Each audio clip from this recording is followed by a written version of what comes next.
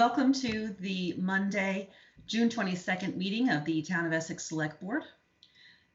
We are live on streaming via Microsoft Teams, and if anybody is interested in speaking this evening when it comes time, please either raise your hand using the hand icon on your menu bar or indicate in the meeting chat that you'd like to speak.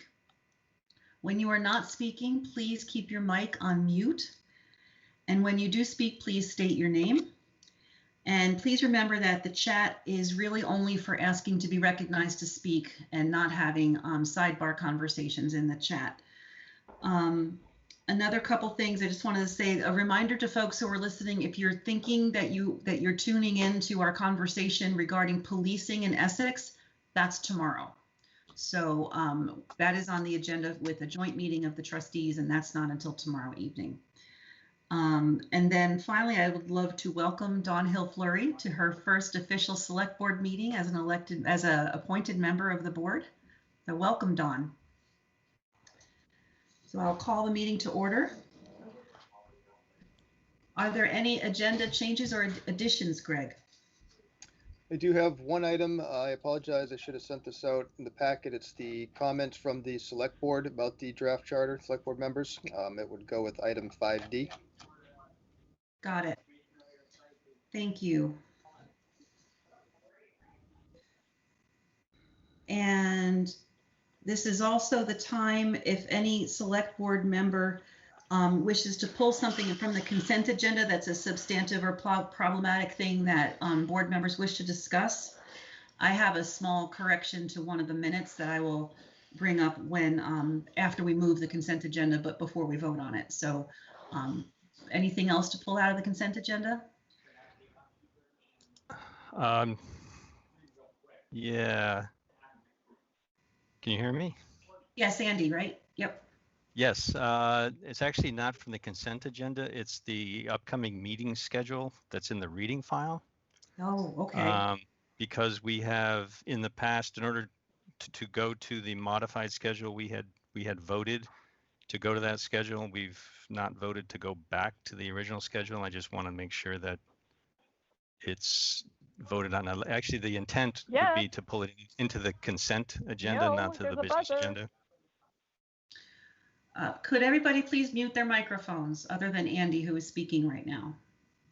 So I'd like to request that we pull it into the consent agenda just to be approved. Doesn't really need to have any discussion. Great. Okay, so we're going to move item 7C and we're going to make it item 6G, basically. Yes, thank you. Okay. And just a reminder that items that are on the consent agenda can only be moved and removed from the consent agenda by board members. If there are no other additions or changes, please let's take a motion for approving the agenda as amended.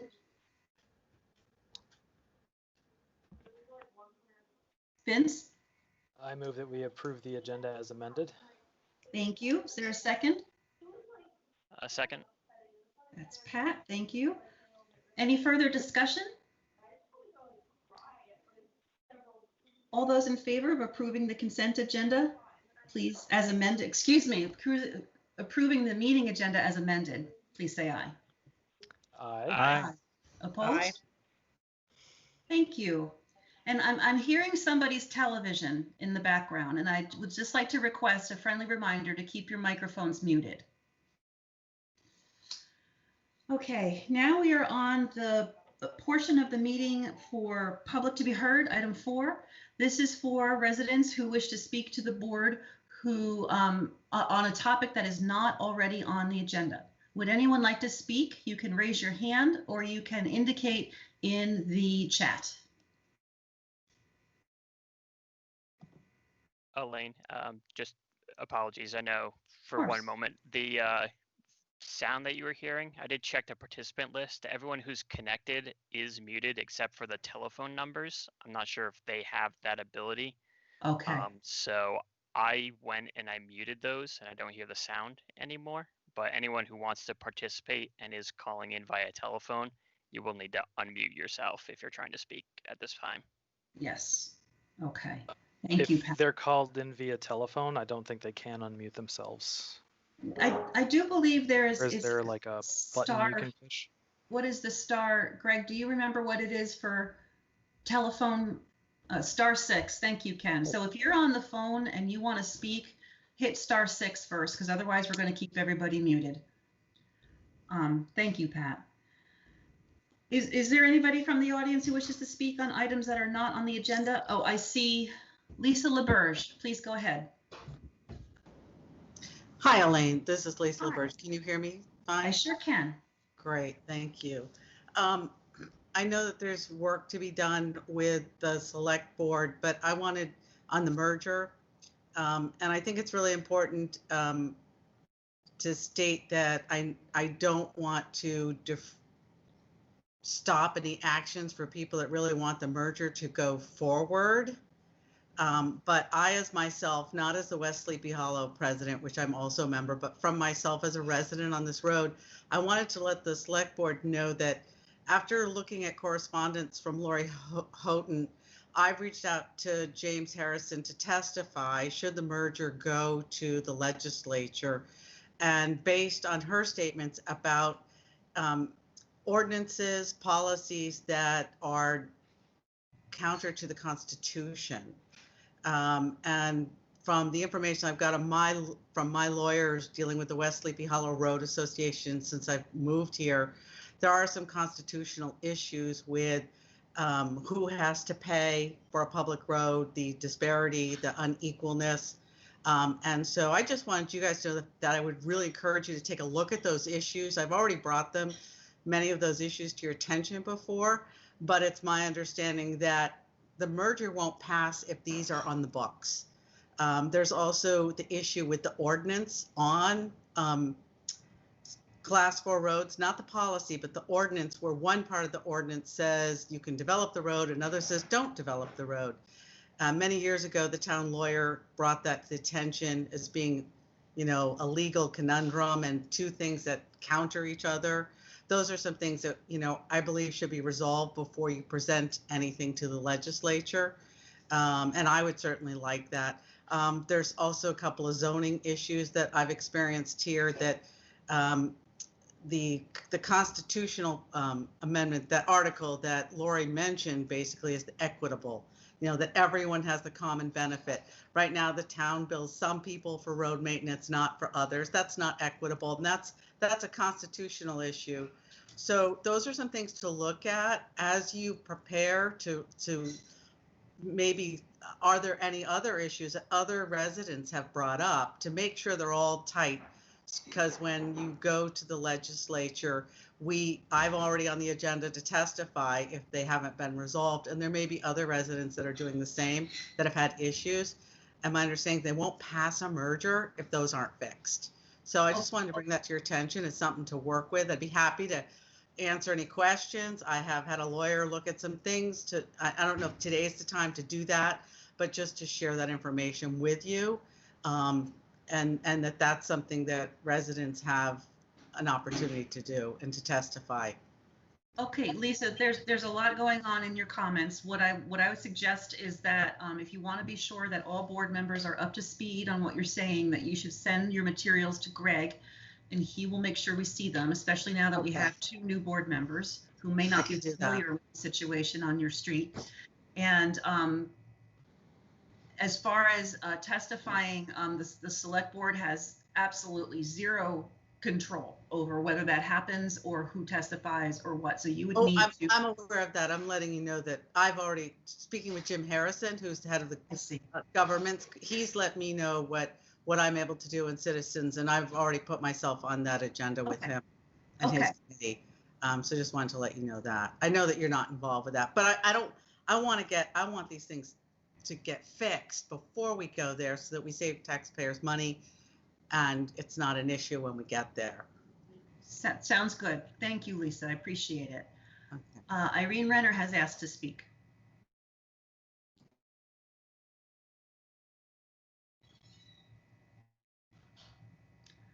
Irene, can you unmute, or hopefully you're hearing me?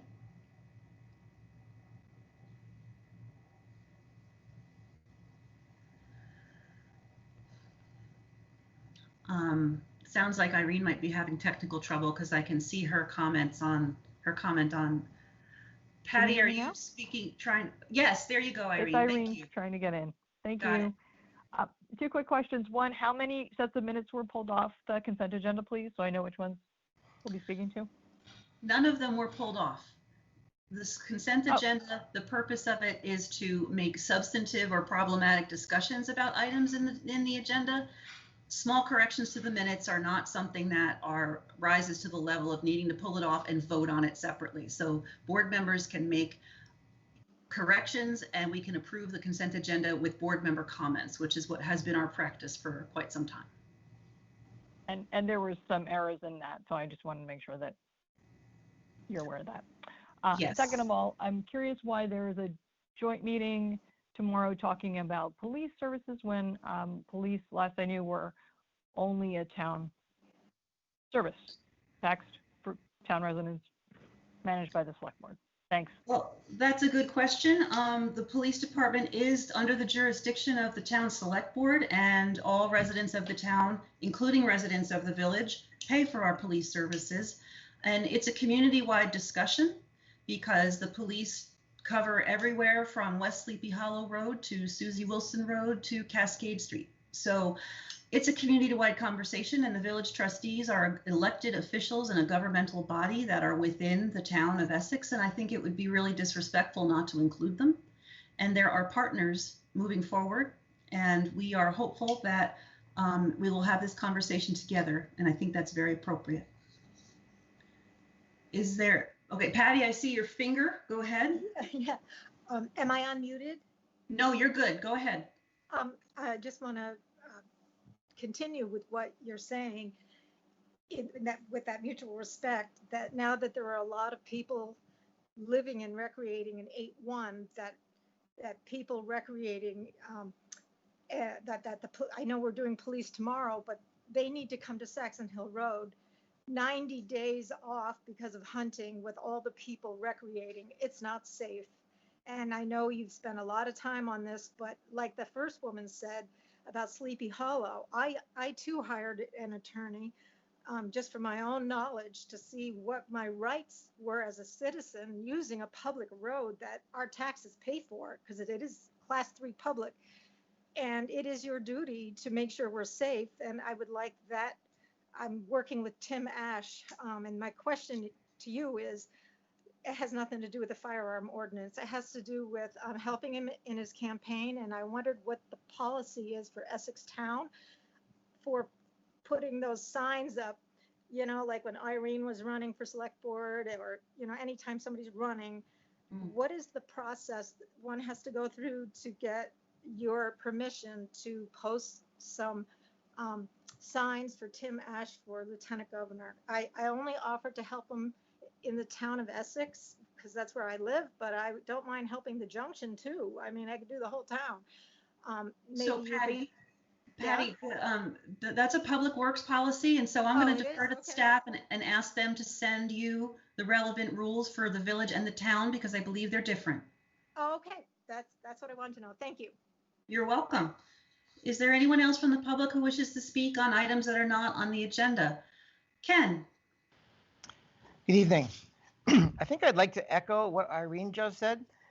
Yes, I totally understand that the village trustees operate a government within the town, and that possibly a representative should have some say on what happens with the police more than what possibly a citizen might have. But I would point out that there are many things that the village does, and the town is not invited to participate in those conversations. So it really kind of goes both ways. So I just find it a little bit odd. I wonder where the line should be drawn. This is more of a rhetorical question. Where should the line be drawn when the village participates as citizens versus sub-members of the board? I guess I'm not quite clear on exactly what extra stay they might get in this matter. Ken, I can answer your rhetorical question for you really simply. The reasons the village trustees are going to be sitting at the table to discuss the police is because they pay for them. The reason that town residents and town board members don't sit at the trustee table when they're having conversations is because they don't pay for services inside the village. That is a very simple explanation. They pay also for town-funded fire, the mold eradication program, for example. And if we were to have a conversation of the level of importance as policing and racial equity in Vermont regarding fire, we would invite everyone to the table for that too. This is one of those community conversations where no one should be left out, period, at all. And I'm really, this is a really important conversation. And here we are discussing who gets to sit at the table when we really should not be focusing on that at all. I apologize for my strident message here, but I feel strongly about this, and I'm going to be making sure the village is involved in this conversation. I recognize that you feel strongly. I understand that fully. I'm just looking at it from a purely logical perspective. It's other matters, they're not invited. For this one, they are. They pay taxes on many other things. I know it's an important issue, maybe more important than most other typical ones, but I'm just pointing out that incongruency, and that's really all. Thank you. Is there anyone else from the public who would like to make a comment on items that are not on the agenda?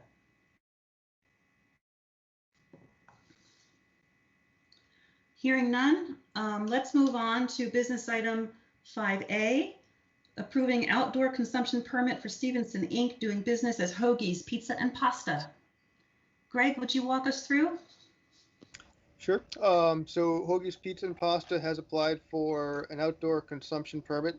This is a new outdoor consumption permit. It's not just the temporary ones that you've seen recently during the COVID-19 state of emergency. They are looking to have a few tables outside. Andy had noticed a discrepancy in the application. I think in one area it said 11 tables, in another area it said 8 tables. The clerk's office reached out to, and the zoning administrator reached out to Hoagies and got clarification. What they'd like to do is have 24 seats. That would allow them some more flexibility in terms of the number of tables, but it keeps the seating at 24.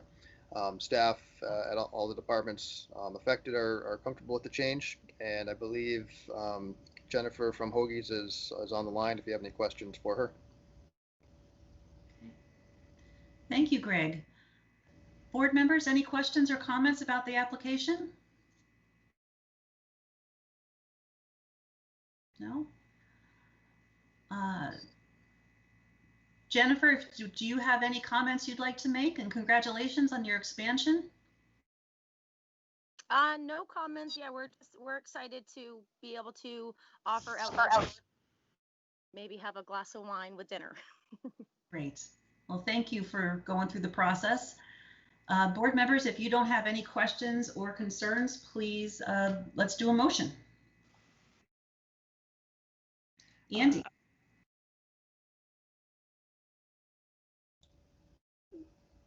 Andy? Don was looking to speak, and Andy's muted as well, I believe. I'm talking to my mute button. Oh. Okay, sorry about that. I moved it. I don't see Dawn trying to speak. Okay, go ahead, Andy, and then Dawn. I was going to make the motion. Should I not yet? Dawn, did you have a comment? No, I'll second it. That's fine. Got it. Okay, Andy first, then Okay. Dawn. All right. I move that the select board approve the outside consumption permit for Stephenson Incorporated doing business as Hoagie's Pizza and Pasta. And I'll second it. Thank you, Andy. Thank you, Dawn. Any further discussion? All those in favor, please say aye. Aye. Aye. Opposed? Thank you. All right, Jennifer, you're all set. Good luck. And my apologies, I realized I did it again. I did not do a public comment at the prior to our vote, so I will try to get back to that habit. My apologies. Next item of business is 5B, approve additional funding to support the restoration of the fire station. Dennis Lutz, take it away. Hi, Elaine, I'm here. I wanted to, before I start, I hate to do this, but I just want to mention it so there's no information that's out there that's possibly incorrect, and that is any of the road signs that go up, speed limit signs, stop signs, whatever you name it, they go through Public Works. any other form of sign that goes up, whether it's a political sign or whether it's a business sign, goes through Sharon Kelly at the zoning office. Oh, So it thank depends you. upon what kind of sign they want to put up. And a long time ago, we learned that it was easier to have the political signs go through Sharon Kelly, and she has a whole group of rules that go with that, and Public Works follows her lead on any signs that may be illegal or whatever the case might be. We would not pull a sign unless the zoning administrator said it needs to be pulled. Dennis, thanks for correcting me on that. I appreciate it. Yeah, okay, I want to get that information out there. Evan, will you reach out to Patty to make sure she has the correct information? I'll Yeah. take it tomorrow morning. I've already done so. Okay, Thank you. thank you. Okay, we're back to fire station. We have gotten some bids in. The bids came in well. We tried to explain a little more detail than we've probably done in the past, and maybe too much detail. What was involved? We obviously need more money to finish the fire station. In my view, the money that we're asking for is essential. These aren't nice to have things. These are things that are needed to put the fire station back in proper operating order for not just next year, but for the foreseeable future. We have looked, the building has potential future use if it were never to be used for a fire station. When we were doing this study, and I don't want to get into too much detail because it's early in the game, but if we ever were to look to relocate the fire station, Public Works, working with our architect for the buildings plan, would utilize that building for either Public Works or Parks and Recreation. So it's not a lost cause in terms of dollars.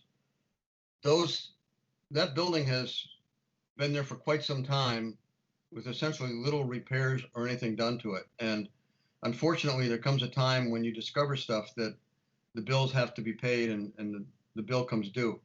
I'm not going to get into the details. We've given you not only the cost estimate, but the basis for the cost estimate. I think Tom's here on the line too. He took pictures of the inside, both some before and some after. It's totally apart at this point. It's not usable as a fire station in its current condition. The fire trucks, I think, in another memo that we attached, are shown in the highway garage. At some point before winter, we'd like to get them out. And to get them out, we've got to really finish redoing the fire station. The plan is to essentially do the proper work that, and I shouldn't say proper, it's the work that was done in the building was appropriate for the construction at the time. It's not appropriate with today's materials. We can vastly improve that space and keep mold from returning with proper insulation and proper wall coverings to keep moisture off. Fire trucks, probably even more than Public Works trucks, are subject to weather and wet, and they end up sitting in a building where that moisture goes everywhere. And so it goes to the walls to put proper material in the walls. It goes to the flooring to allow them to drain better. It goes to the ventilation system to get the air out. It goes to replacing windows that need to be replaced. Almost everything on the cost list, we've now got fixed prices for. There are a few that we don't. And I think I identified on that list, there may be a few things that we don't necessarily have to do. But I also think with the other list that we provided to you, the fire department, Tom and his crew have done a lot of work on their own to try to keep costs down. And one of those things we're looking towards with the next phase is some of the painting, having those people do some of that work to reduce the cost to the town. So we've done what we can to reduce costs. We bid stuff out so the prices are fair. Tom's background, as you know, is HVAC, and if there's anybody that can look at that building and identify, how to reduce the mold issue, in my view, we've got the right person as our buildings manager, and I think he's come up with a good plan and a good estimate. And with that, I'll keep quiet and answer questions.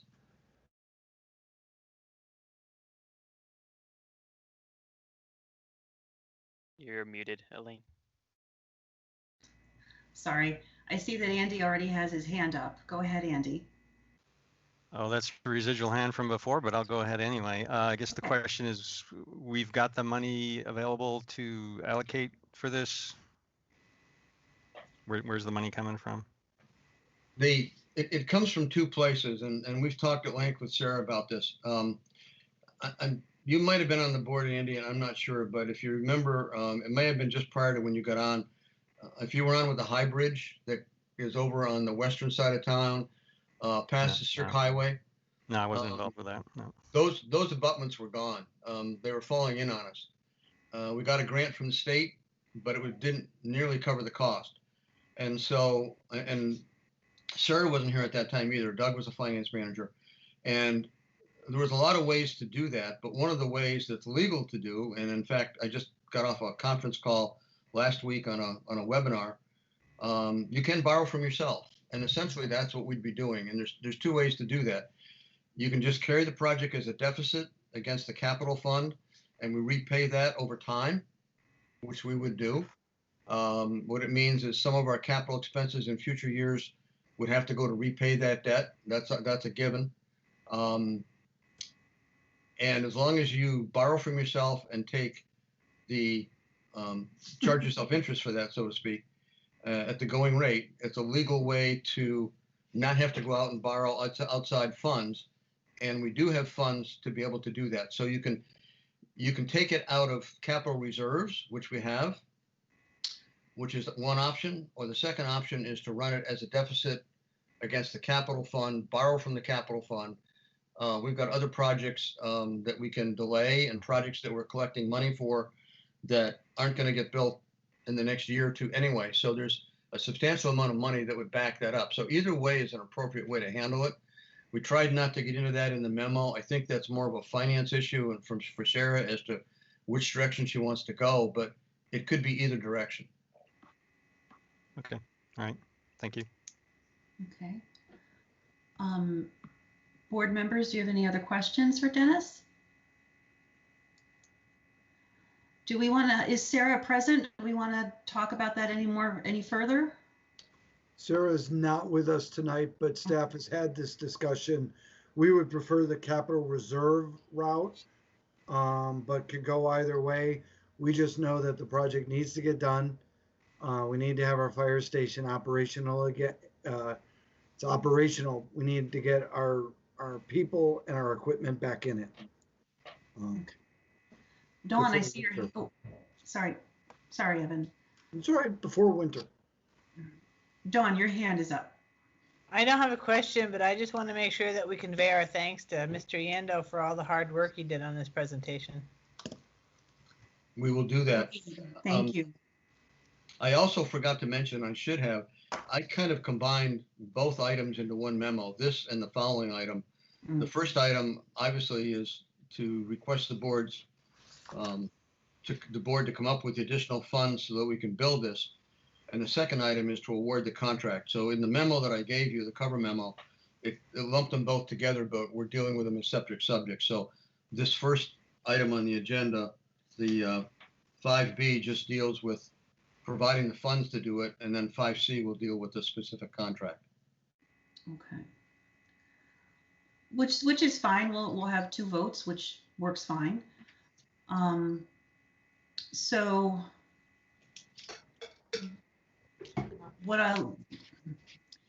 since we need to do two votes, let's handle them as two distinct business items. So before we begin the process of voting, is there anyone from the public who wishes to speak on this item?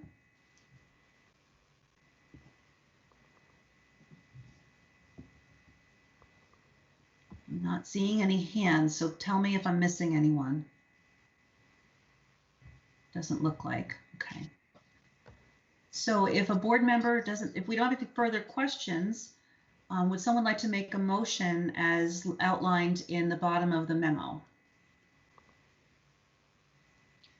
Sure. I'll move the select board authorize an additional $60,000 in funding to support the restoration of the fire station, and further authorize the award of the contract in the amount of $40,000. Oh wait, that actually looks like it's. So that's two separate votes. Like, do we want to do this together, or do we want to? Yeah, the haven't talked about the recommendation bids. the recommendation is part, or at least as written is part of Let's it. do the It does vote have both. let's do the vote on the additional funding, and then give Dennis a chance to talk about the bids, and then we can vote on the bids separately. Does that sound acceptable? Yeah, I will correct my Okay. motion then to move that the select board authorize an additional $60,000 in funding to support the restoration of the fire station, full stop. Thank you. Is there a second? I'll second that motion. Thank you, Vince. Any further discussion? All those in favor, please say aye. Aye. Aye. Opposed? Okay, thank you. So now, Dennis, let's talk about the bids.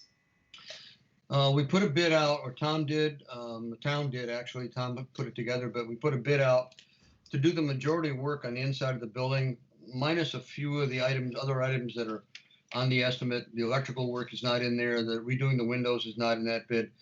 But we put it out to bid, and unfortunately, the town, I shouldn't say unfortunately, I think it is fortunate.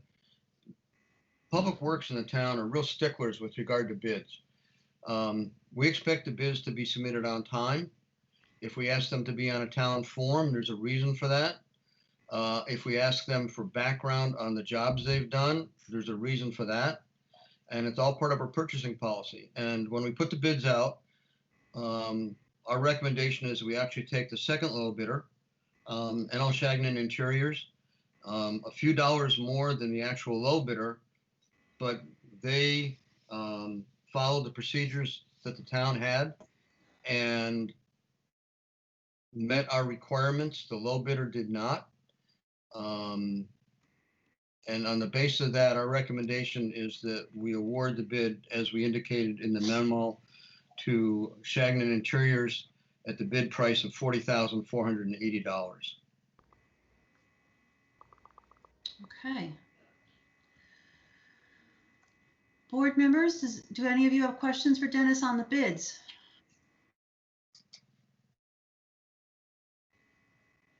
Okay. Yeah, actually, I'm Dennis, I'm a little confused because the bottom of the other memo had an amount in it that's different than the one you just read off. And this recommendation that we're seeing now on the doesn't have the number in it. So I'm just. You're right, Andy. And when you're doing that, the right number should be $40,480. As you can tell from what's on the agenda, we're putting a lot of paperwork together last week. Yeah. And I think one of the numbers got messed up, but it should be the $40,480 was the bid that we want awarded. Okay, thank you. So when we make that motion, we should be sure to include the dollar amount. It's helpful, yes. Got it. Any further questions from the board? Okay, we have a question from the public on the topic. Lisa LaBerge, do you want to speak? Hi, yeah, this is a question maybe Dennis can help answer. Just a curiosity. The insurance isn't covering this. And I did look up like mold insurance in the state of Vermont and found that the state does have some requirements that insurance has to cover some of it. And I know Greg sent me something saying they're refusing. And I was wondering if there'd been anyone looked into a different insurance policy, or do you think that wouldn't matter in this scenario of what happened? Because I was surprised that there was no coverage from the town insurance policy to help mitigate this expense. There is no coverage under our insurance policy. We didn't have it for the library. We didn't have it for this. We looked into the cost of getting it, and quite honestly, it's prohibitive. I don't have that in my folder at home, but the cost for the policy was about 50% of the cost of the work if you're going to pay for that policy on a year-to-year basis. So it's extremely high. The technical part of this is that, and the same thing occurred at the library. If you have an event that occurs where you can tie it to an event, a hurricane, a storm, those kind of things, generally flood damage, water damage. Again, depending on how your insurance policy is written, those kind of things are generally covered. When you have events that occur over a 20-year period, that's when almost any insurance company gets really antsy about providing any particular coverage, because there's no event that occurred. There's nothing you can point your finger to say there was water intrusion into this building from a particular source. If you didn't have, Lisa, you don't have access to the materials we sent to all the materials we sent to the board, I don't think. But the walls were cinder block filled with perlite, and that was standard back in the 70s. But that doesn't do anything to keep the moisture out of the inside of the building, and that's why mold would form in the inside. So it really goes back to original construction, which in the 70s was legitimate. We've now found that you've got to put up other vapor barriers on the inside if you want to prevent that mold from it's a thermodynamic heat transfer issue that causes a problem on the inside of those walls, on the block walls. And so this is the remedy is the right remedy, but the insurance isn't going to cover it because there's no event or events you can point your finger to. It's just, it occurred over time, in my view, due to original construction and what the building is being used for. It's fire station. It may have been perfectly adequate if it were an office building, but it's not adequate for a building where there's just lots of moisture flowing around. We're lucky in the highway garage because we've got an old steel frame building with bad insulation inside. Not great insulation for the building, doesn't meet any of the current standards for RFAC or anything else, but there's not a lot of moisture buildup because it's a different material and no mold buildup. I knew you'd know the technical answers and the cost. I was just, as a homeowner who worries, make sure I have mold coverage, I was just curious about the town policy and was surprised there wasn't coverage. But thank you for explaining that. Yeah, and we tried. We went up that totem pole about 3 times and didn't quite make it to the top in any one of those events. So, thank you. Thank you. Okay.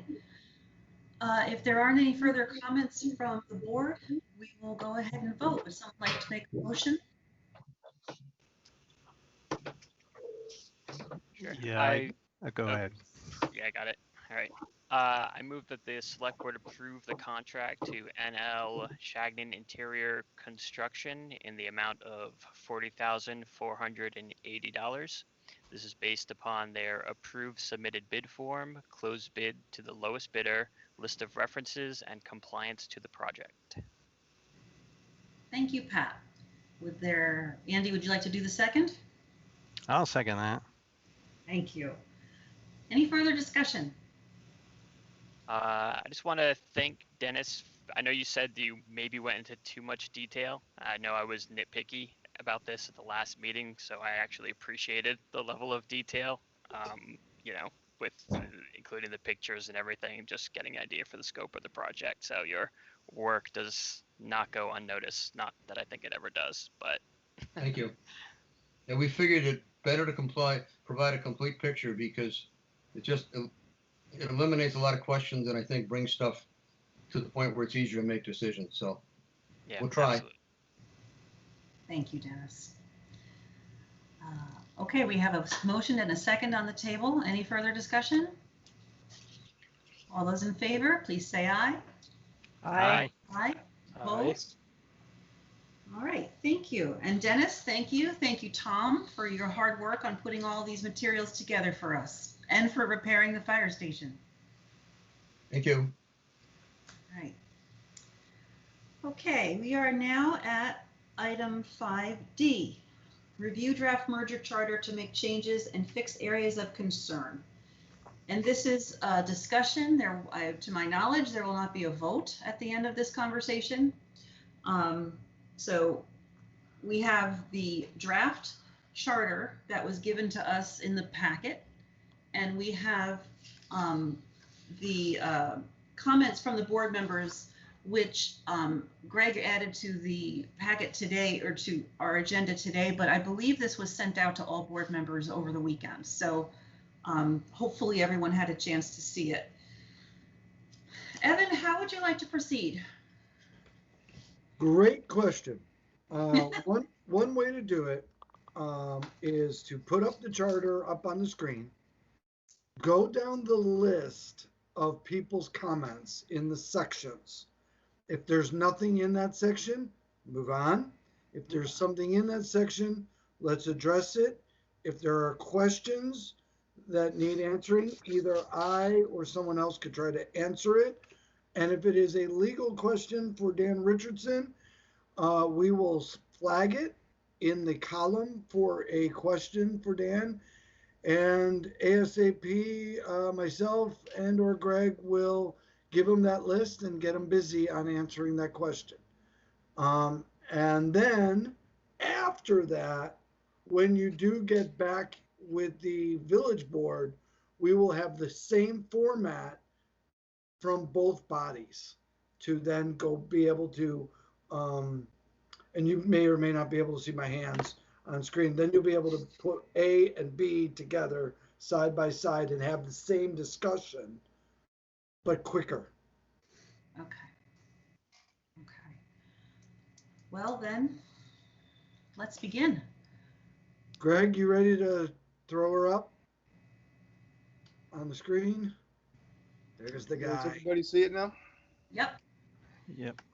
And this may be the first, I guess this would be one of the first times that people in the audience at home will see this charter draft, and maybe give you a little bit of background.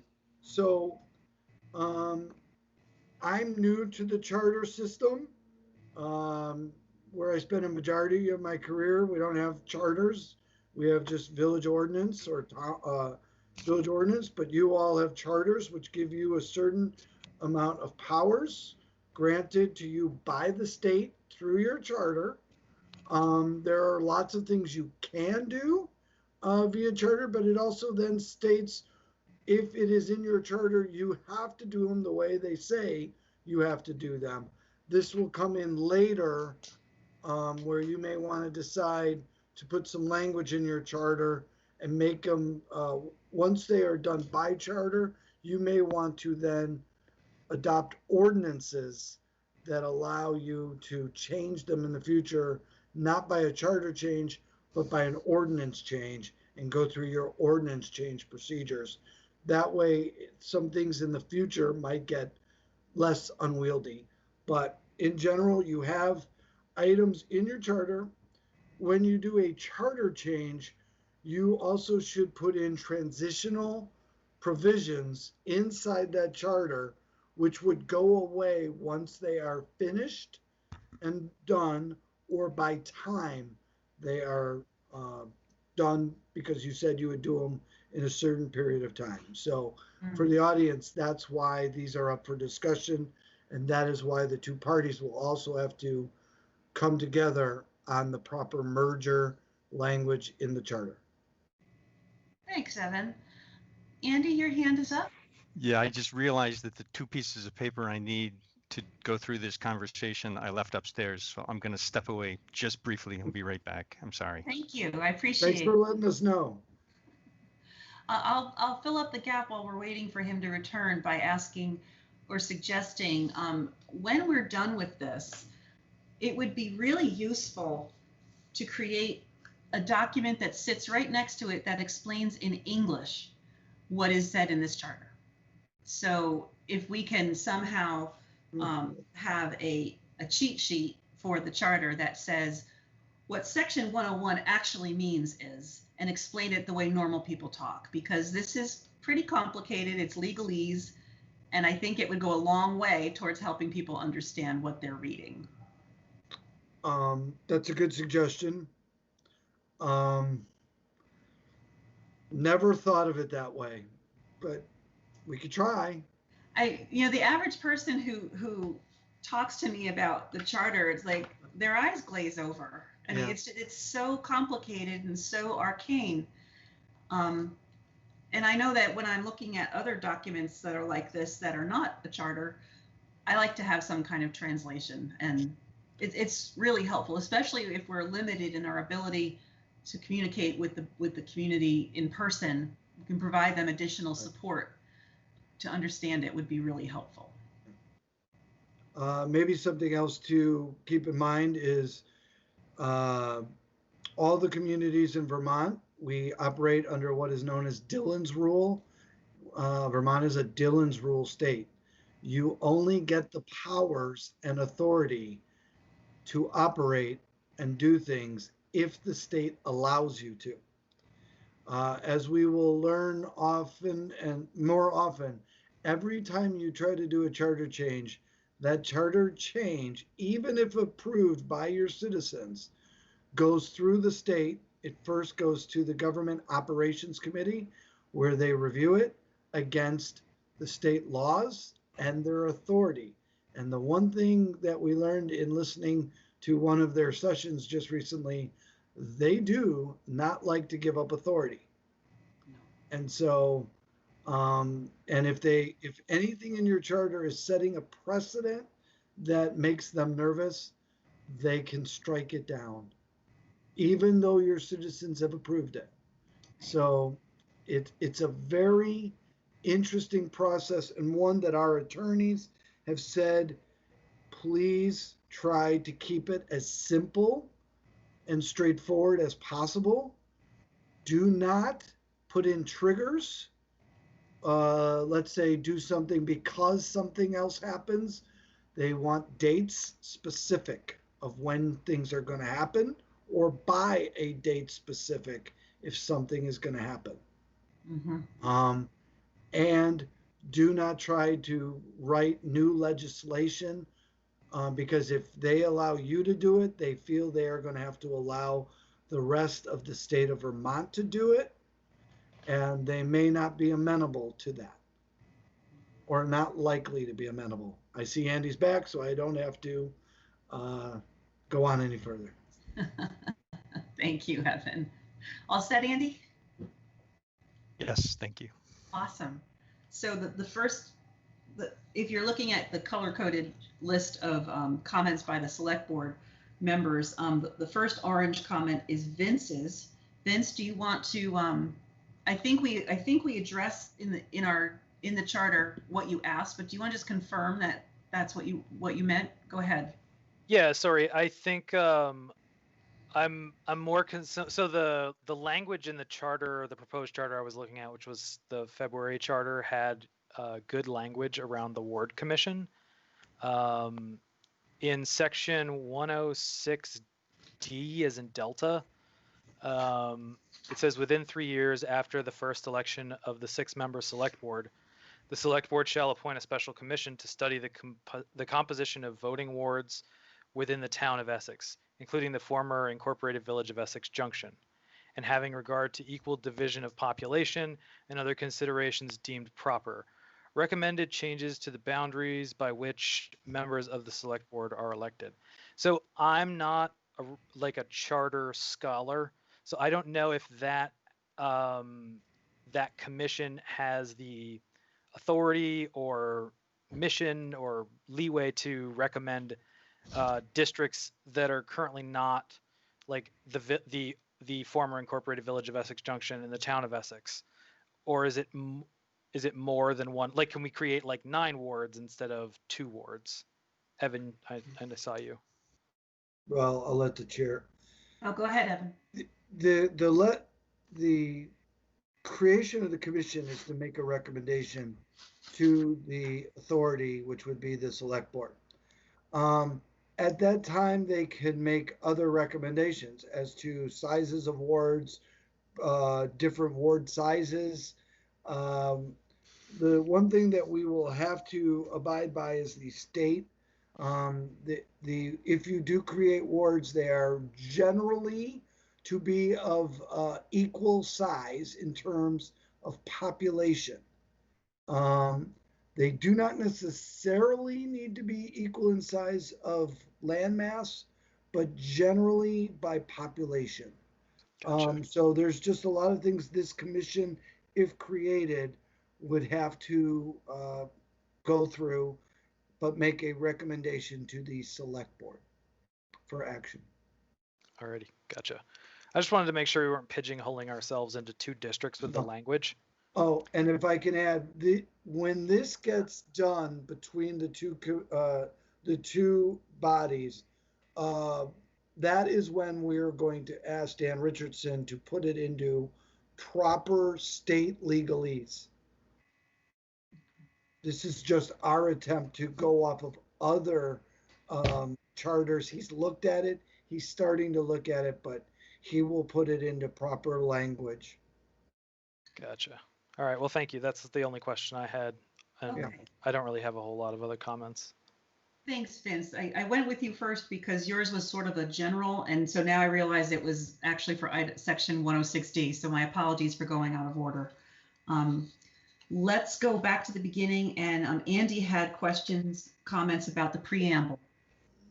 Well, I also want to comment quickly on what something that Vince asked, because Sure. there's language in other parts of the charter that specify 2 districts. So the commission can come with a recommendation to go to 7 districts or 6 districts or whatever, but that would require a charter change to change the who gets elected. Right, we're saying somewhere else in here that you're going to have 2 districts and they're going to have X number of representatives, right? So I think that plays into Vince's question also. But anyway, sorry. But back to the preamble, uses the phrase unincorporated village of Essex Junction, and I'm just wondering whether using the word unincorporated is attempting to establish a new precedent, right? There's no, is there anything else that in the statute is called an unincorporated village? Is it an entity that exists? Should we just take the word out, I guess is my question. Yeah, there are a number of other unincorporated communities around the state. I wasn't sure about that, Andy, so I looked into it. There certainly are, but are they defined as such in Vermont statute? Or are they just in existence and known? And we will look that up, Andy, with Dan. I think one of the reasons why we put that in there is to help clarify to the public what happens to the village. I mean, it's like White River Junction is an unincorporated entity,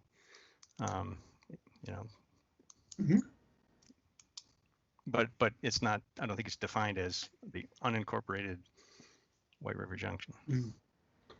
Okay, we'll talk to Dan to see if it confers anything legally. Yep, that's my question. Okay, we ready to move on to 101, section 101?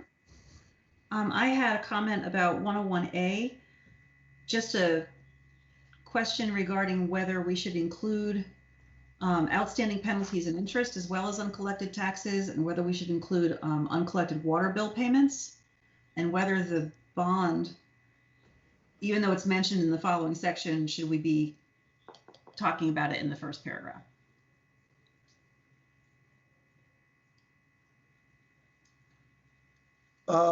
I'll try to answer. I think if I understand it correctly, so if you put language in the charter about amounts and percentages, or dates, you cannot change it without a charter change. That is where you may want to put that either into ordinance or put it into a policy. Oh, well, no, that's not what I'm asking. The section says, this shall include all real property, easements, rights, interests in land, buildings. It's a laundry list of things that it will include. And I'm just wondering, should we also be including uncollected water bill payments and include other debts? Other debts, right. Should we specify what those debts are? Or do we not need to? That's a good question. We'll ask Dan that. Okay. Did anyone else have questions about section 101? Andy? Well, I just, to respond to something that was just said, I know that our collection of taxes for other entities is by MOU. Well, I guess the village, I guess we won't be collecting taxes for the village if the village is that, if it's merged. So maybe that, my question is moot, Yeah. right? Yep. I guess it would be, yeah. We Yep. already collect the taxes for the village. They get remitted in whole, and then the town takes on the responsibility of collection thereafter, Right. And as it is I know, with the school district. yeah, given that there's a discussion, there's a bill in the legislature to take the education taxes directly to the have them collected by the state. So we don't want to. We're not specifically referencing that here, so I think we're okay there too. So, okay, thank you. Okay. If we don't have any other questions about 101, let's move on to 102. And again, that was a question I had. And this was just to help me understand the transition period. I got confused on timing as I was reading through the whole charter. We talk about the transition period in many different ways, and I want to just define it if we can somehow. What is meant when you refer to the phrase transition period? Is it from the date of legislative approval to the date of enactment? Is it the date of voter approval to the date of, it's just, I'd like it to be more specific. That's basically and at one point we also referred to the transition period as the 12-year period of the tax amounts. So I just want us to be as specific as possible. I don't know that that's a Dan question or not, but. I think it's a matter of language. And I think now that we understand what you mean by it, because there are different provisions within the transition period, just so people here and then people at home understand, if the charter passes and it passes government operations and the legislature, it goes into effect immediately. The charter does. You are a new entity. The provisions within the charter also go into effect. And if they have time periods, a la like a tax reconciliation period, whereby we're trying to match the town's tax rate to the former village's property tax rate, that's a reconciliation. If that is deemed to be however many years, that's the period of transition. Once that is achieved, that language leaves your charter. It's no longer necessary. It's no longer done. So I apologize. It's a lot of legalese, and that's probably why we should have specific language explaining it. That would be really helpful, but thank you. I appreciate it. Any other questions on 102? Okay, 103. Pat and Andy both had comments on this section.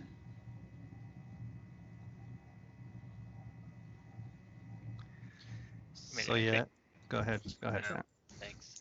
I think that it would just be much cleaner and simpler for us to set a specific date rather than referencing another municipalities or the school district in this case, when they're holding their annual meeting. Just pick a specific date and have us do that. They're considering, or at least they have considered in the past changing their date from April to March. So rather than being reliant on, when they may choose to do that, I think it would be much better for us to simply set the date ourselves. Andy, would you agree? Yeah, well, my concern is with, and I'm assuming that the school district date will be later. There's no guarantee that our first budget will pass, and we don't have a former budget to fall back on if it doesn't pass. So I'm more inclined to have an earlier date than a later one, in case we get to the eventuality of not having a budget. With regard to, going to a common voting date, I think that's something that needs to be negotiated and discussed. The other concern I have is the later in the more permanent part of the document, the date for annual meeting is completely arbitrary. It's not mentioned at all. It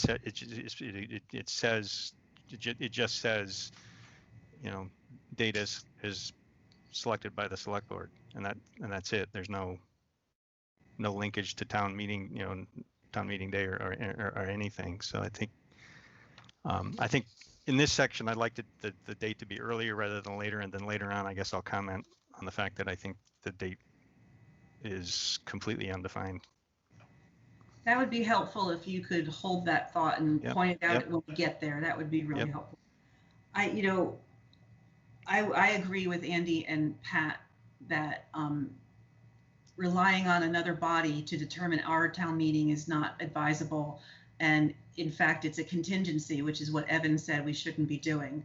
So I would rather we do something like we already do, which is say like it will be held on the second or the first Tuesday in March, so that we'll never not know when it's supposed to be. It could be April, whatever. But the other thing I'd like to avoid is, I'm not sure what the language is in the village charter, but when the village annual meeting occurs, often the voting is like up to a week and a half later. And I would like us to specify that the voting should occur the next day at the polls, because just, you know, giving people a week and a half to forget about it just asks for poor participation. So if we could make sure that we're doing it the next day for poll voting, that would be really great. And the other thing I wanted to point out with the EWSD is one of the goals of all of this is to get to same day voting. And so, you know, not making it dependent on EWSD in the charter would be important, but negotiating with them before we finish this process to find out when the date should be is important. So we do need to talk, we need to sit down with the school board and talk to them about what their intentions are regarding their own voting. Yeah, I mean, the intention of the school board has been for the last year or so to wait for us as the select board and the village trustees to see whether or not merger is a go, and then they would decide from there. But the by far prevailing sentiment on the school board is to move to the same day voting as well. So whatever date we choose, I believe that the school board is going to seek to move to that date as well. So if we do choose a March date, then they will make the attempt to move from April to March. So I think that we're in the clear to decide whatever date we want in this instance, and they are very much going to work with us to make sure that they match that. That's wonderful news. I wonder, I see you, Evan, just a quick second. I wonder if board members have any particular thoughts about keeping to Vermont town meeting day or choosing a different day. My preference would be to keeping to Vermont town meeting day. Mm-hmm. I feel the same. Yeah, I agree. Okay. Dawn, thoughts? Town meeting day works for me. Is that something that's not, that's set in stone for all of you? Because there are towns that don't vote in March. Not really in stone. It just seems like that's kind of It's the way just we've been doing it. Current practice, yeah. Yeah. Okay. And you miss the news story if you don't vote on the same day as everybody else. You miss the news cycle. Right? It's true. Evan, sorry about that. The only problem with that is the issue arises that the school district has to wait on the state to tell them what is going on with the education budget. And that's why they almost have always been pushed into April. And that's why the village has tried to do a combo with them versus us, the select board, with them. So I was kind of hoping that maybe you could put some language in the charter about the selection of the day could occur at some point, you know, in line with the school district to try to have one vote, a unified vote. But it's going to get complicated either way. But the general point was the school, at least in current state timing, usually is going to need to be in April. Well, To provide some clarification to that, Evan, it's not that actually the vast majority of school districts in Vermont do vote on town meeting day. We are one of the few outliers. And you're correct in that the later the date goes, the more accurate information that the school has available to them. But most other school districts in Vermont do vote in March. They would just need to begin budget planning instead of January. They would need to start doing it in December, like the rest of us do. Okay. So it's not a make or break for the school board. It's just it's practice that they've had, and it does provide some advantages. But this year actually ended up proving to be a detriment because with COVID we ended up having to try to squeeze it in months later because we were one of the few districts without an approved budget. Yeah. And we know COVID wasn't your fault, so. Yeah, as far as you know. So, yeah, either way, but if your goal is to keep it on Vermont Meeting Day, that will be a good discussion with the village as well. We'll come up with language thereafter. Okay. Thank you. So section so just to be clear, this section only talks about the first annual meeting. This only talks about the first one. Because this is the transitional section. Yeah. There's another section that talks about annual meeting in general. Okay. Thank you, Andy. So, I'm glad Andy said that because I wasn't thinking that. And so it was confusing. So I think one of our important goals will be to make this document super clear for residents as they're reading it. Like, this is the transitional section that will disappear after whatever year, because this is confusing. Yeah, and so my point here was just that I want that first budget approved earlier so that we don't have to we don't have an option if the budget fails. And that was my discussion on this section is just establishing the first budget earlier. Okay. All right. We good to move on to section 104? Right? Yeah. So there's comments from Andy and Pat and me, and I don't know if Dawn has any comments. I have one overarching comment for the entirety of section 104, which is, I'm going to go back to the concerns I voiced at our last discussion with the trustees about merger, which is finances in the community and the unknown impacts of the pandemic on our families and their ability to pay their taxes. And I was really happy to see today that Essex's unemployment rate has dropped from, it was 13.6 in April, and in May it was 10.6. So it's going in a good direction and it's going faster than I would have expected. But nonetheless, I still am concerned about people being able to, about how the COVID situation is going to play itself out financially for our municipality. And so I'd like to suggest, I think I might have heard this, a comment made by one of the trustees. We can set whatever timing the transitions begins for the taxation. So if it's approved on May 15th of 2021 by the legislature, then we can start to move forward, but perhaps the taxation could start transitioning not until 2024, like 3 years later, to give us a very full understanding of where we stand. I would be much more comfortable moving forward in November with a vote on merger and the completion of this charter if we push that date further out. So you're saying to keep the tax rates, essentially where they were for 3 years and then start the transition? Is that what you're suggesting? Yes and no. What I'm saying is that 12-year plan that we had, which was very specific and it matched up with the village's bond payment, and it tried to spread the cost over the course of 12 years. but nonetheless, it was an increase for some residents. That whole entirety of that formula, I just want to move out 3 years. So whether that means that we continue, if the merger passes and the legislature approves it, there may be some additional consolidations we can accomplish right off the bat that might impact people. Oh, I But see.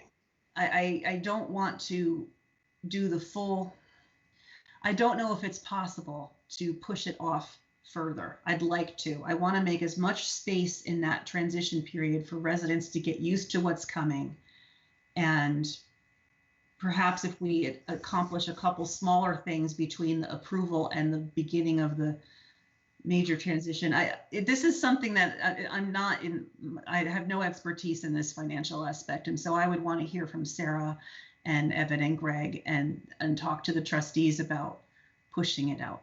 But it would make me feel a lot better if we took into account the potential impacts of the pandemic on the municipality and on our residents, and give the residents and the staff the knowledge that yes, we have passed merger, it's going to happen, but nonetheless the financial impacts are going to take a little longer than anticipated. Dawn. It has nothing to do with this. I have a question about C, 104C, and the purpose of it. I don't understand why they have to have a separate sidewalk district if it's all one entity through Public Works. Okay. Do we want to? I'd like to go in order for those. Okay, sure. Okay, so I'm making a note that you have a question about that. And my comments about extending the date, like I see Greg making notes, and that's great. Let's just leave them in the margin and make that a point of discussion when we come to the table with the trustees, unless the select board has other comments about it. Yeah, I guess I do. So you're saying that potentially in those 3 years we could complete some consolidations, which would change the difference up front before you even start the transitional parts. That could happen, yeah. And so I'm trying to think about how I think that would play out, because you could potentially reduce the difference more quickly in those first 3 years. Yeah, I don't know. Okay. Yeah, it's a conversation. Yeah, but it certainly makes sense from my perspective. I mean, we're in a very unusual, difficult time. I mean, if it allows us to continue with the work that we've been doing with merger and, potentially getting it to a vote in November without having lost both the momentum and the years of work that have gone into getting us this far. But it does delay the tax impact for those who would potentially see a rise in the TOV to an extent if we delay that impact by, Elaine suggests, 2 years in this. I don't think that's true. I think you could accelerate it, because if you consolidate a couple of the big departments, then suddenly you kind of got to have, you can't have separate tax rates for them, right? Like Public Works right now, there's 2 separate budgets, but they're funded from the town general fund, or from the town taxes, right? Or whatever the right term there is. If you consolidate, the Parks and Rec, that's a big ticket item. If you did that within those 3 years, suddenly you've taken what would have taken 12 years to accomplish and done it in 3 from a tax standpoint. So I think it's an acceleration, and I think it's subverting the whole 12-year thing possibly, or it could be viewed that way. I'm sorry, maybe I'm using the wrong words here. That it could be, the challenge here is that if we want to have a finished charter by the end of July, we don't have a lot of time for public comment, and so we're we're kind of taking something that we've offered to the public of a 12-year transition and turned it into a potential 3-year transition. That's not what I'm saying. I mean, But I know that maybe not what you're saying, but it could be interpreted that way for sure, right? Because if you're saying we can do consolidations in those 3 years that affect the difference between town and village tax rates. but we don't have to. My initial observation was just move the 12-year thing out. Don't start it for 3 more years. But a possibility is to consider smaller consolidations, like maybe fire or, you know, whatever work we might be able to do that doesn't do what you say, which is accelerating, you know, doing one huge department all at once, and then that makes everybody's taxes go up quicker. That's not at all what I was intending. So yeah, we need to talk more about that. Yeah. I you know, just trying to think about how people may view it. Absolutely, we have to think of that. Dawn, you had your hand up, and Evan has been very patiently waiting to talk. Dawn, first, please. Yeah. I just have concerns about Section C, that 12 years of them having a special sidewalk tax for the purpose of plowing their sidewalks, when I thought that was part of Public Works budget. But Dawn, routine maintenance is part of Public Works, is my understanding. Right. Why are they being given a separate 12-year ability to collect a tax on it? Hang on just a second to that thought. Evan, what did you want to make a comment on previous topics? I could just tell you that, again, back to triggers. If the boards do agree to maybe start the clock on the 12 years at a future date, we will try to figure out what that all means before the vote, obviously, as to what it all means. As for the sidewalk district, that is the village asking to keep its special service level of sidewalk maintenance and sidewalk plowing and salting, which is different than the town outside the village. And if they are of a mind to pay for it in a special taxing district, that is something that would lower the tax transfer necessary to balance the two tax rates. Okay. Dawn, is that helpful? It's helpful, but in just reading through this, it's like they're going to have their own separate taxes for the sidewalks. And then in D, they're going to have their own separate tax for capital improvement district. So what's the point of merging if they're going to keep having their own separate taxation issues? They would only have those for the 12 years. Once the 12-year period ends, it is all melded into one tax rate into the town based upon your property assessment. One rate. So all of this is to eventually to get to one unified rate in property tax. And this is something I would say is, some have asked, what's the village's give in this? This section is the give. So instead of the town getting, let's say, a 20% tax increase in year one, this is how the village and the town look to divide that tax change over a 12-year period. And it has to be 12 years, Evan? No, ma'am. The state wants something that's workable, but not indefinite. And they don't necessarily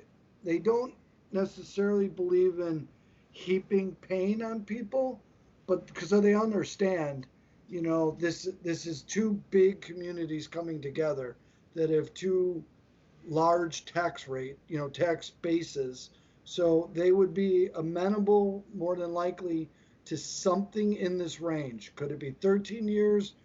Could it be 15 years? Could it be 10 years? They would probably accept whatever the two communities come up with, as long, and there's one caveat that they've mentioned to us, as long as it doesn't cost the state any money.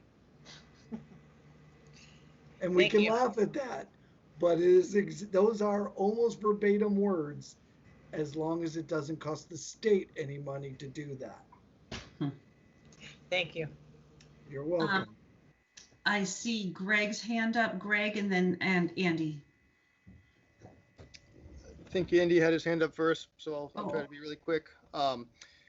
This is part of the thing the governance subcommittee had put together in terms of options that could go into the charter, and Evan explained it well for the reasons for it from the village's perspective. But these are those types of items that really the two boards are going to ultimately figure out if they want to keep in there or not once they get together and what they want to do in terms of districts and taxation. And the 12 years, my interpretation from the boards was that the boards seem to be supportive of that, but ultimately that's something they'll have to decide, and certainly those special districts and whether or not those stay in place is something that the two boards will be able to hash out. Andy. Yeah, and the piece here that Evan kind of alluded to is the service level. It's a question of when the sidewalks get cleared, not if they get cleared. Because my neighborhood, now that busing has changed, my neighborhood is a walking district or walking neighborhood for K2, because there's Essex Elementary is around the corner, but my sidewalk doesn't get plowed till 2 o'clock in the afternoon. Whereas in the village, I think there's a goal to have everything done, by sometime in the morning. By 7:30. And so the question, yeah, by 7:30. And so if you don't have this sidewalk district, and I'd prefer that the sidewalk district be permanent and that it be at cost rather than at a fixed amount, and for a limited term. But if you don't have this district, then folks in my neighborhood could very reasonably argue that my sidewalk should be cleared by 7:30 in the morning also, or we need to have some sort of prioritization so that it's done equitably, that anybody who's in a walking neighborhood for school has a priority. And I don't know that all of those neighborhoods can be handled with the today's current budget. So I think that's the reason for that district, to maintain the service level, have everything cleared by 7:30. Thanks, Andy. I saw Vince had his hand up, and then Pat. Oh, sorry. Andy addressed what I was going to say. He Oh, was okay. Thank very you. eloquent. Pat. You're muted. Thank you, Andy. Yeah, I do want to stress that I think there may be some confusion, or at least there may have been, with the busing. Those changes are permanent, so we do effectively throughout the town of Essex have multiple expected walking distances around the areas of the schools, not just the junction itself.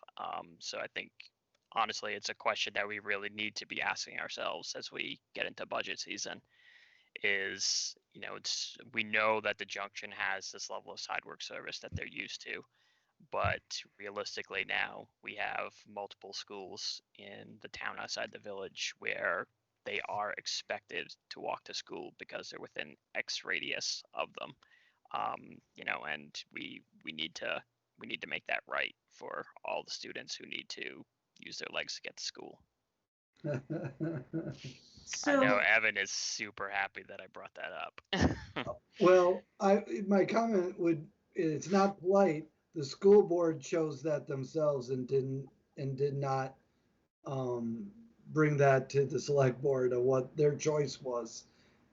So sorry, Mr. Murray, but the school board made a choice of what its policy was, but it did not coordinate with the town and what it would cost for the town to then provide that service. So it may take a while to figure that out. So Dawn, do you have your hand up again, or was that left over? No hands. Okay. So Evan, if I can restate what you said earlier, what you're saying is the sidewalk district is one of the ways in which the village will be charging themselves extra in order to move as part of the larger package of merger. You had said, you know, this is a give for the village. So this is something that impacts village residents only, and it's something they're willing to do in exchange for the end result of what merger will accomplish, which is an even tax rate. Yes, and I'm going to put one more caveat to that. Yes, all of that is exactly true.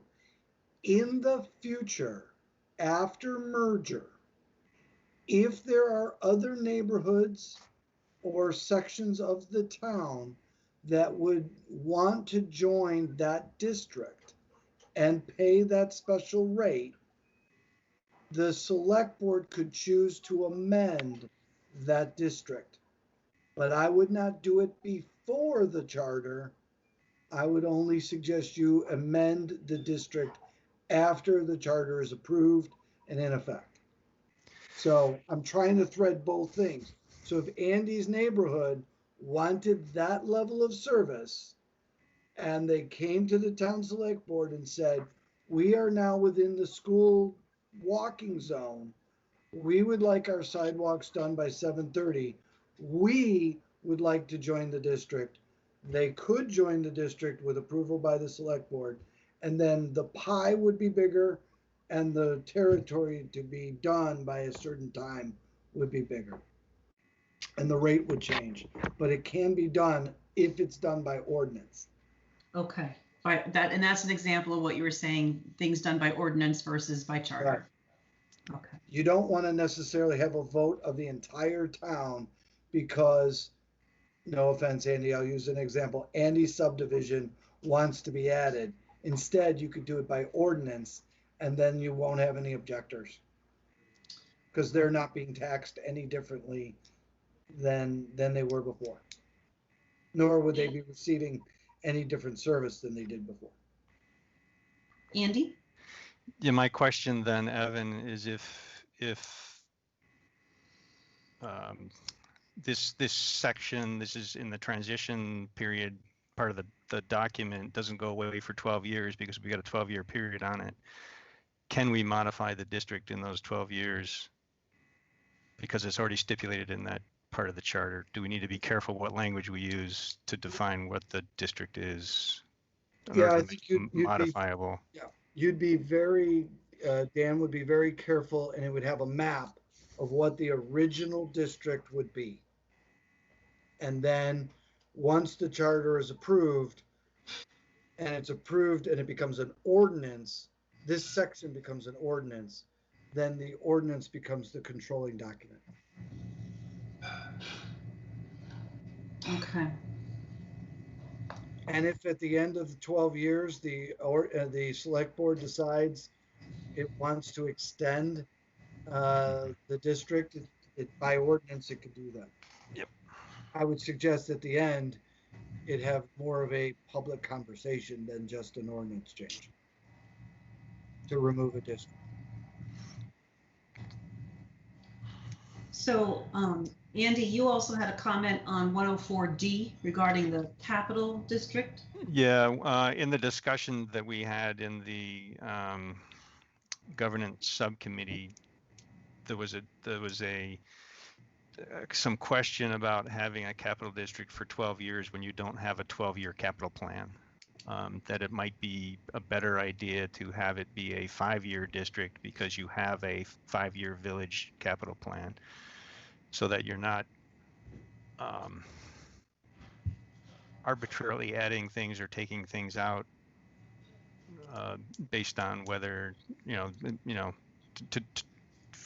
there's too many. I think there's too much ambiguity in what actually is included in the capital plan if you make it 12 years. So I'm more in favor of making it 5 years than 12. What would that do to the 12-year transition plan financially? Is that a question? That is just a random question about that. It will shift some of the costs of the village that it's currently taxing itself over to the town sooner. Sooner, right. In year 6 instead of year 13. Okay. I see Greg's making a note on that, so awesome. Regarding the downtown district, I have a comment in section 104E. And this is probably a topic to discuss with the trustees. I don't necessarily agree with the current practice in the village is to charge the economic development tax to all households, and they're recommending changing it to a business only, a commercial property tax. And I'm not sure if the business person in me doesn't like that. So it's just a conversation. It's not a Dan Richardson question.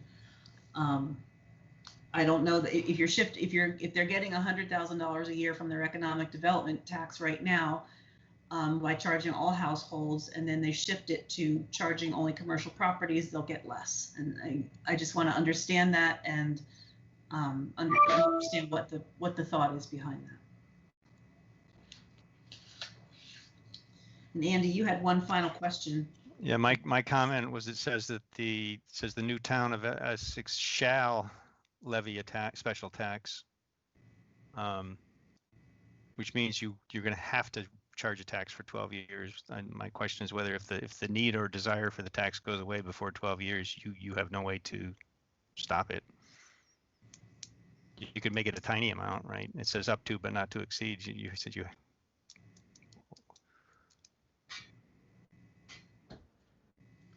Right. Yeah. Shall versus may, I guess. So are we requiring ourselves to do something? Yeah. Requiring a future select board to charge a tax for 12 years that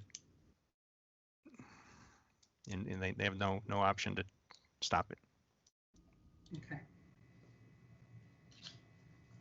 Andy, is this the shell you were talking to? I was typing and missed exactly what spot you mentioned. No, it's shall is the fifth line down and starts the new town of Essex shall levy a tax. Okay, you want may?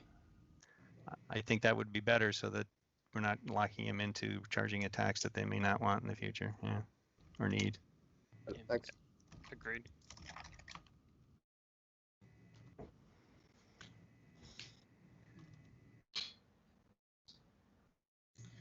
All right. I'll wait for Greg to catch up. This section was added past the point of time when we had a governance subcommittee. So the first time I saw this was when the draft came out for us to review. So it was a little bit of a surprise to me. So 105A, or section 105,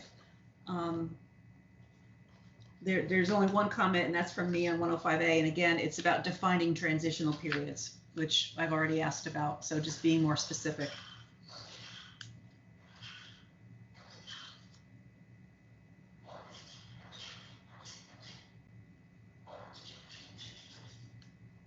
It's actually, and now that I reread that note, it's more a recommendation of rewriting the sentence on line 6 because it's not clear.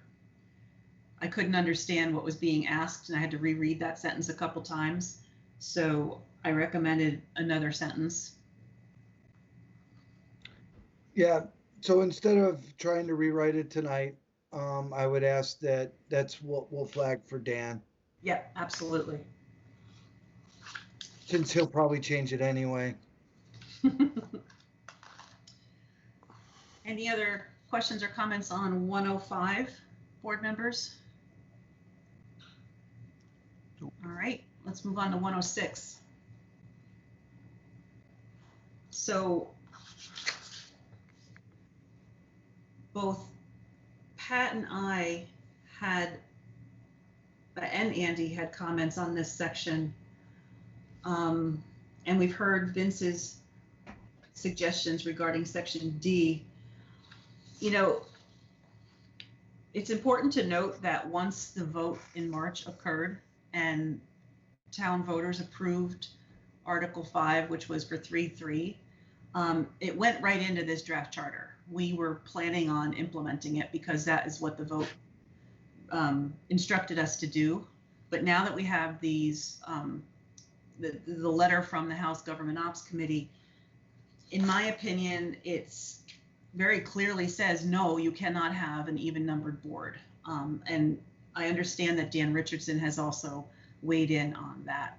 And so my suggestion is that we add a 7th member that is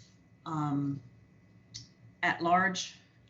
And then that way we're honoring 3-3 because we're getting 3 from the village, 3 from the town outside the village. We're adding the 1 to honor what the House Government Ops Committee requests. And then by only having 1 additional member, it limits the potential majority to only 1 person. Whereas I believe there was a recommendation for 2, 2, and 3, like 2 village, 2 town outside the village, and 3 at large, which an election could pan out that there might be a majority of 2 or 3 or 4, right? 2 or 3 in that setup. So this would limit the number of people that would be that would cause a majority to just 1 person. So those are my thoughts on that. And then based on what's decided, finally, this section will have to be amended based on the number. Vince.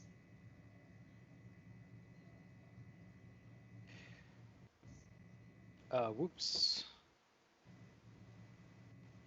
Sorry. Yeah, my only comment is, are we gonna make this a weak mayor scenario, or just like another member of the board that has full voting rights in non-tie breaking scenarios? I wouldn't say that just because this particular official was elected at large, that gives them any additional power. And if we wanted that, we would have to spell it out in the charter. But that was definitely not my preference. And also it was not the preference of any of the folks who weighed in most of the folks who weighed in on the survey that we did over the summer. They were not in favor of a mayoral system. Andy. If there was something from Dan Richardson against a 6-member board, I don't think I've seen it. And I don't read the letter from GovOps to say it's not possible. I just read it as there's a couple of holes you need to fill, and if you come back with a complete proposal, we'll consider it. I believe, Evan, were you going to send I'm not sure. I have an email talking about Dan's responses that you said you were going to send to the board. So now you're scaring me that I didn't send it. I'll just, let's see, where do I have it?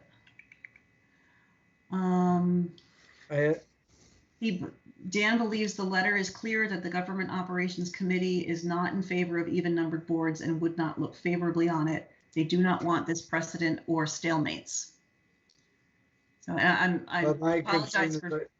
My concern is I didn't forward that on to the entire select board, which would be my fault entirely. I do a lot of emails, so, but that would have been. My apologies. I realized it was my intent to send that to everybody.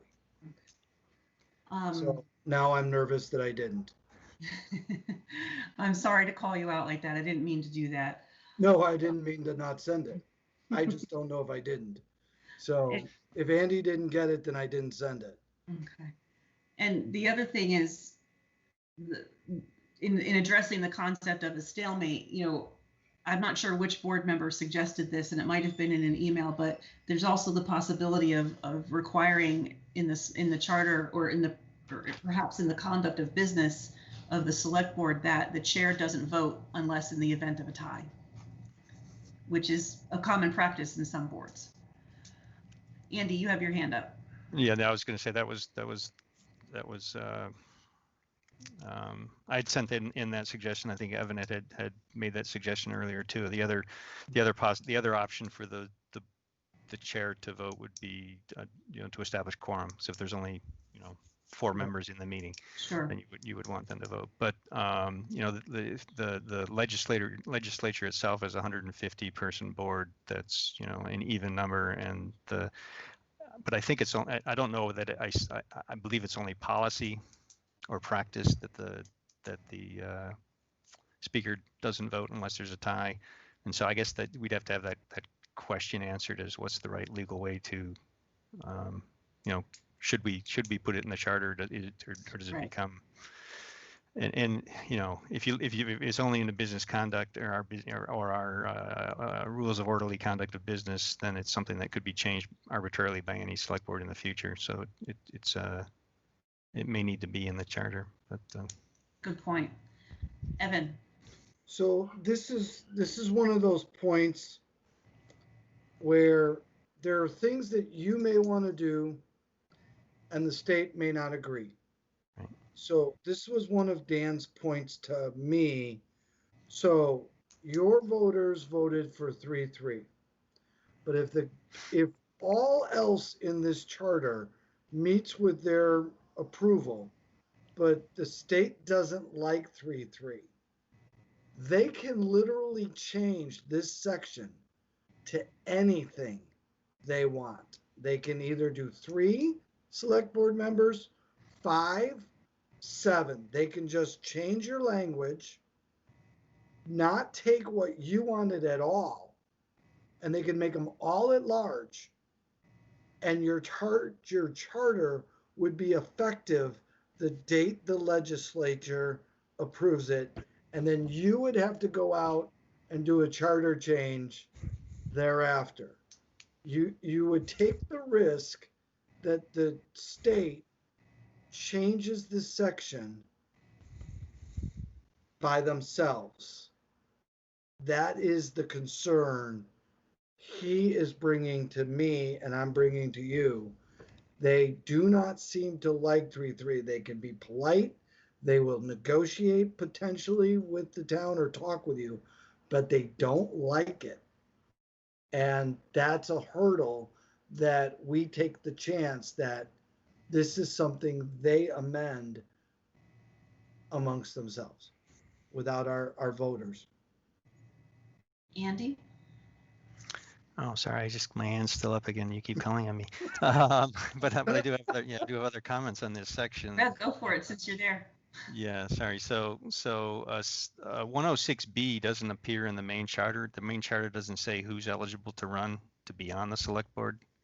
And so I think 106B needs to be in the permanent or part of the permanent. And I meant to tell you, I think the way this has been crafted, it drifts in between what's transitional and what's in the charter that stays. And I think that's where some of this craft of Dan is going to have to come in. Yeah, I think we need to make it clear what stays and what's. Yeah.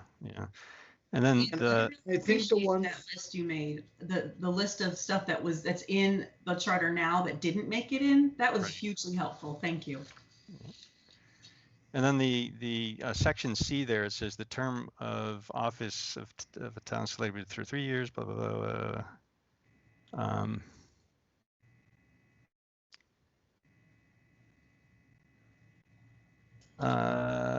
Where's this sentence I'm looking for?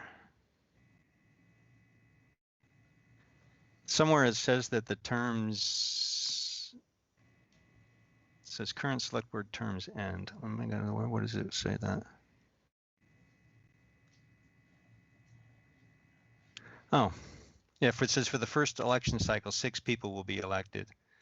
And I had thought that one of the comments in the letter from GovOps is that you cannot remove a duly elected seated select person. So am I misreading that or what? Yeah. So the email that I referenced from Evan contains Dan's explanation of the transition. So Evan, it would be.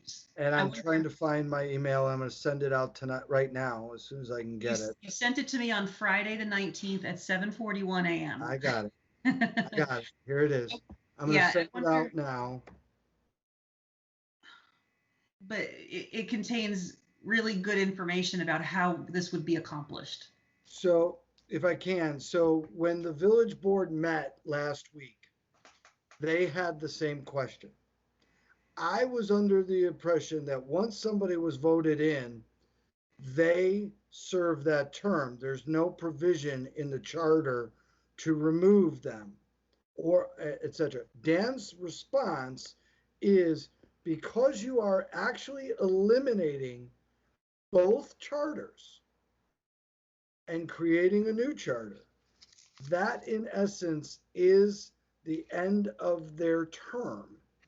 You can, once the charter is effective, that term is effectively over unless in your transitional provisions, you put in something that they serve until the next election.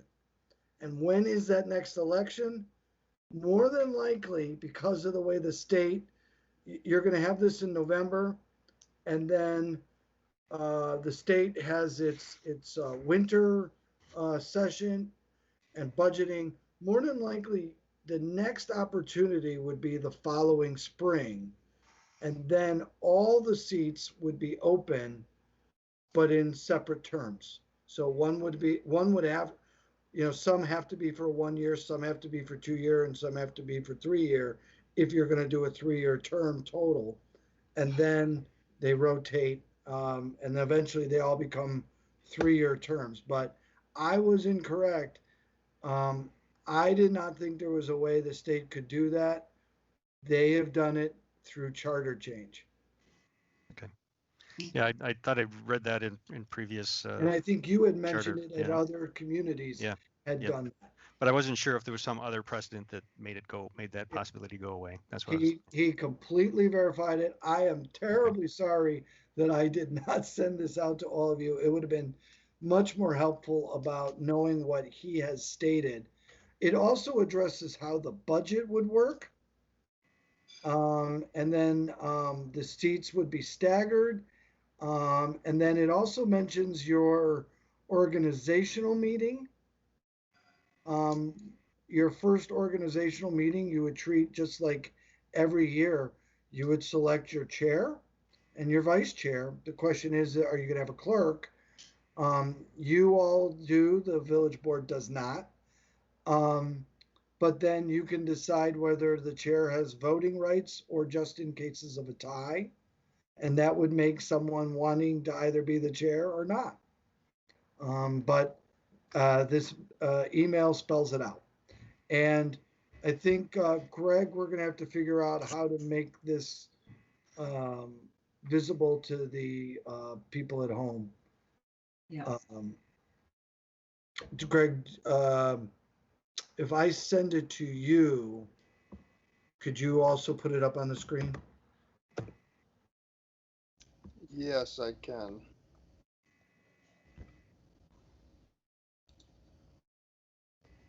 It really just weighs in on start and sunset of tax districts.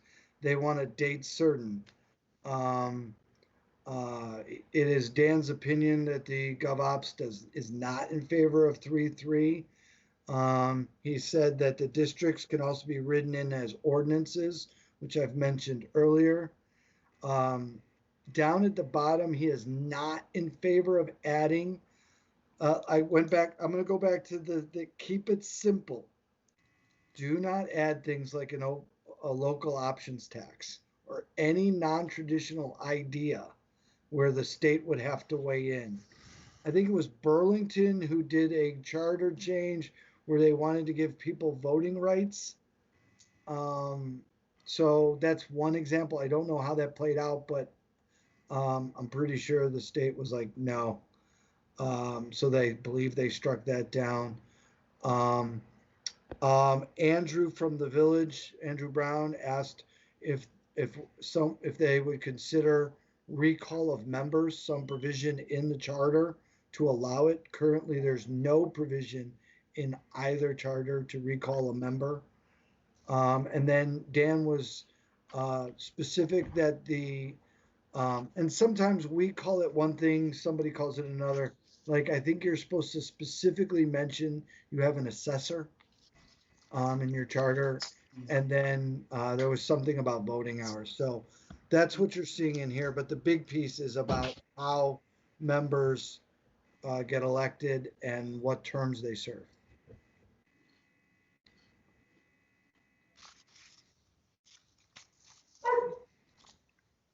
Evan, thank you. This This is hugely helpful.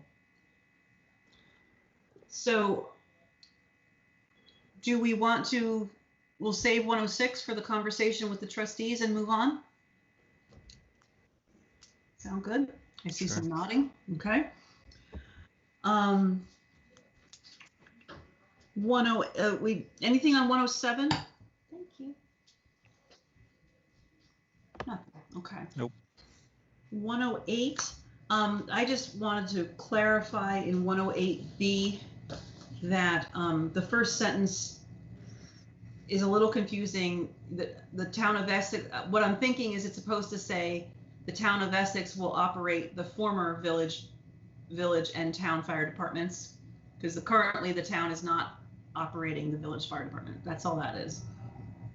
It's semantics, basically. 109A, we received some comments from a planning commission member. I think maybe accidentally the village land development code got left out of that paragraph. I just want to confirm that the village LDC will be in there as well. 109A, Greg, you're going to need to scroll up a little bit. He's typing up the. Yeah, I know. Yeah, the trustees had called that out as Yep. well. So they're Okay. And since we're introducing the concept of a DRB in this charter, we may want to define it, or at least briefly say what their role is in comparison to the PC, because this will be a new body for the town. Elaine, a suggestion on that. The charter doesn't usually get into, my understanding of charters, they don't usually get into explaining what something is, but your idea for a kind of a layman's terms interpretation of the charter would be a good spot for that. Okay, that's fine. Do we have any, I was going to joke, do we have any volunteers to write that? Never mind, we'll do it. I'll volunteer. I'm raising my hand. No. I love doing stuff like that. We might take you up on some of it. I do that for work all the time. Yeah, I thought we asked the planning commission to go off and come back with a recommendation on this DRB question, because we have not had a complete discussion on this, and I was very surprised to see it mentioned anywhere in this charter, since we've not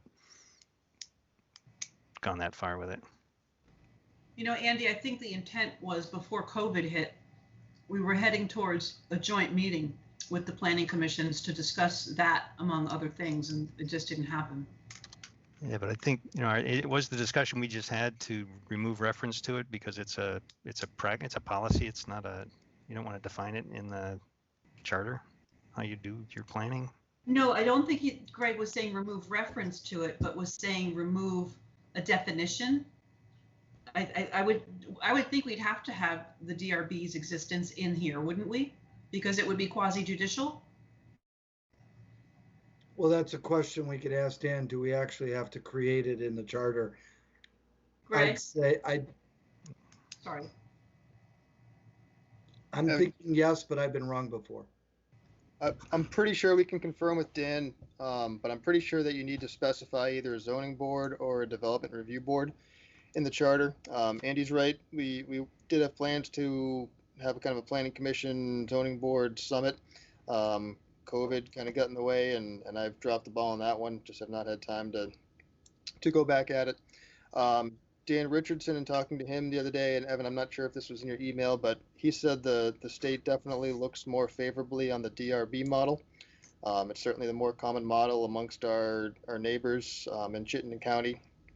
When we went through the thoughtful growth and action process a few years ago, which granted was not, it was kind of looking at more consolidated, collaborative approach to planning as opposed to a merged planning, but the recommendation coming out of that was development review board. So that's why it's in there right now as DRB, but certainly it's worthy of more discussion.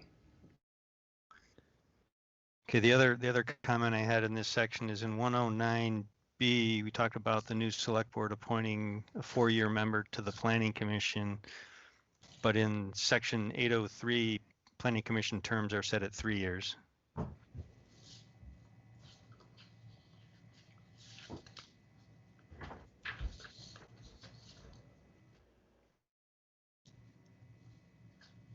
in section B. Do you have a preference of which one you'd rather? The last sentence says choose a seventh member for a 4-year term. Currently, we have 4-year terms on our planning commission, which makes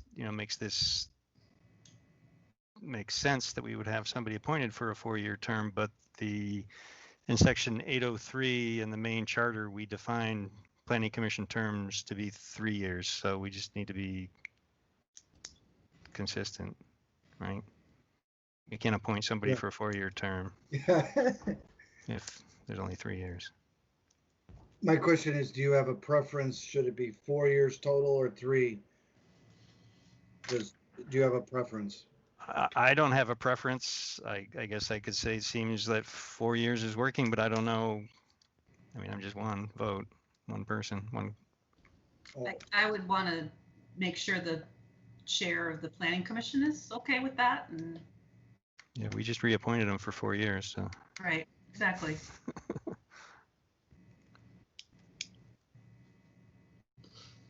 Okay. Section 110, Pat and I had the same question. Should we be addressing in the charter what we do with duplicate ordinances?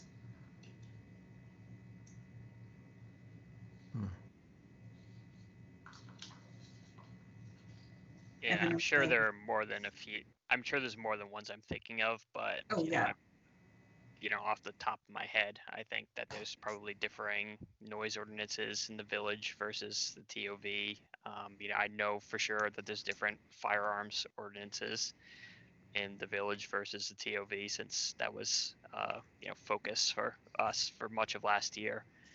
So what do we do with all of those conflicting ordinances? Right.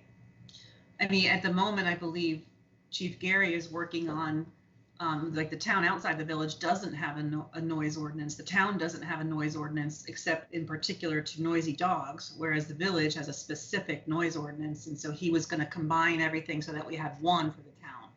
So, if it's something that can happen ministerially with the police chief and the select board, awesome. But do we need to put that in there?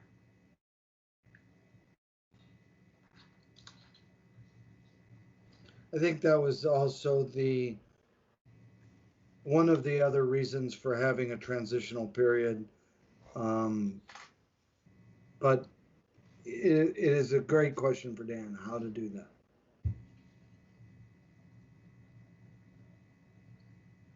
Okay. Any other questions on 110? 111, this is a big leap, and it just says all personnel will become town employees. So what does that mean for our agreement in the village with village employees, and how does that work?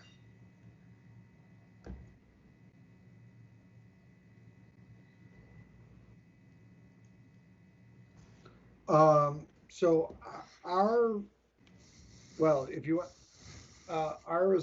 assumption is that the new entity with a new charter would assume the employment contract of the employees that are under one, and everybody's pay would remain the same as it was the day before the charter went into effect.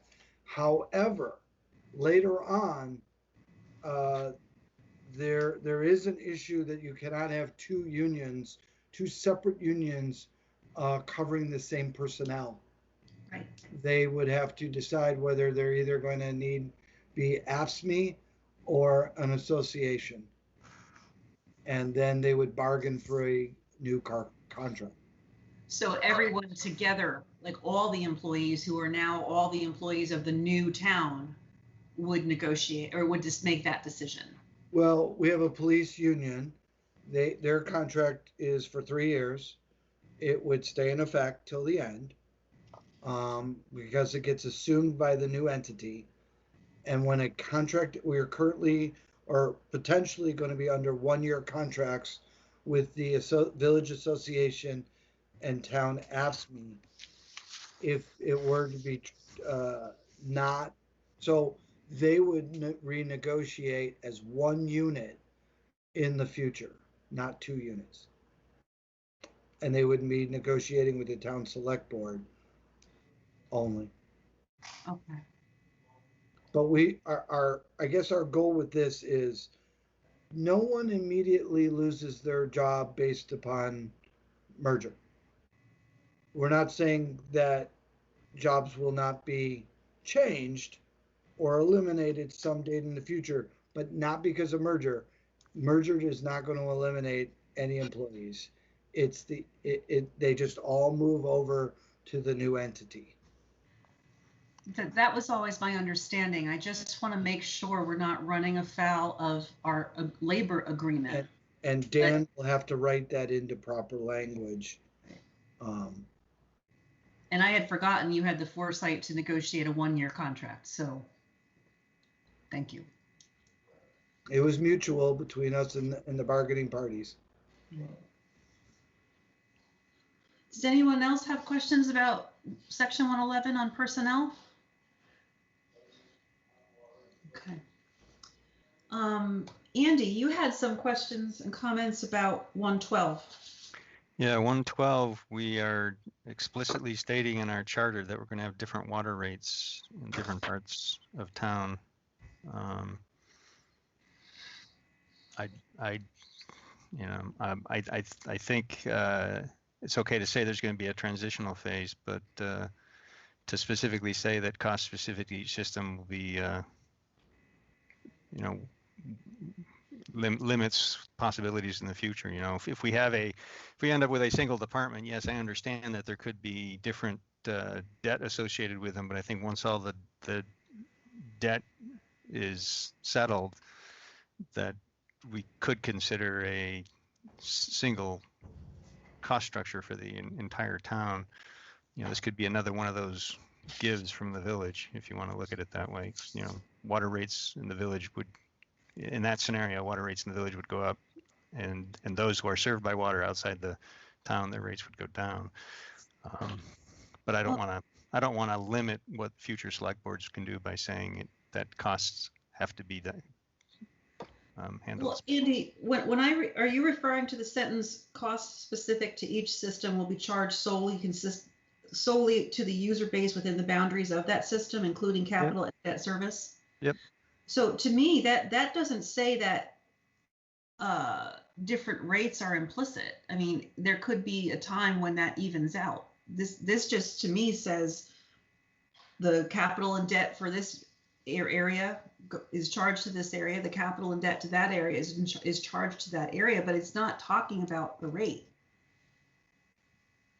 It's just talking about who's responsible. But if this is considered an enterprise fund, how do you deal with that, right? How can you charge a different rate or the same rate across the whole system? So why would you separate out the costs if you're not going to have separate rates? Well, so that if there's a major infrastructure project to, for example, increase the pipe size in the town outside the village, and it's only being used by those people, then the people who aren't using it don't pay for it. And vice versa, it goes the other way too, right? Right, so, right. But then there's also but if we're going to one system, why not make it all one system? If we're going to doing a merger, why not have everybody pay the same rate? And Evan and Greg, are we arguing in circles here? Not arguing, but are we going in a circle here?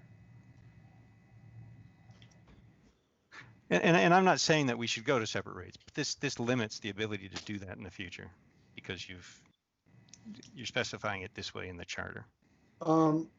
Here's my suggestion. I think what you should ask is, one, you should have a discussion with the village about what this section means, and then also direct Dan to write it in such a way that, as I understand it, you have two separate but connected systems because we have our same treatment plant and we use water differently and we have different clients, etc. And over time, the rates may start getting closer and closer together. But it is more expensive for the town to do sewage than it is the village because of gravity and some other reasons. So I think one of the things you may want to discuss amongst the village and the town is how those rates will get blended and what costs will go to each district of the system. Yeah, and I just want to make sure that the language we have in the charter doesn't limit the choices of how that get. Yes, agreed. And we want to make sure that language, excuse me 1 second. Yep, okay. Great, okay. Dan's gonna love us by the time he's done. He sure will. We're sending his kids to college. Okay, anything in section 113? Seeing none. 114, I had a comment. No, Andy had a comment on 114. Andy? Yeah, the part of it I think was already answered with the question of extending select board seats beyond the end of their elected term, because this I guess in the context of having our annual meeting in April, right? Somebody's, the select board term would have ended on March 31st. It gets extended. So if this gets approved and all that, I guess that extends it. So that the answer to the question of can we take people off seats is the same answer as can we extend somebody's seats. So I think that's answered. But the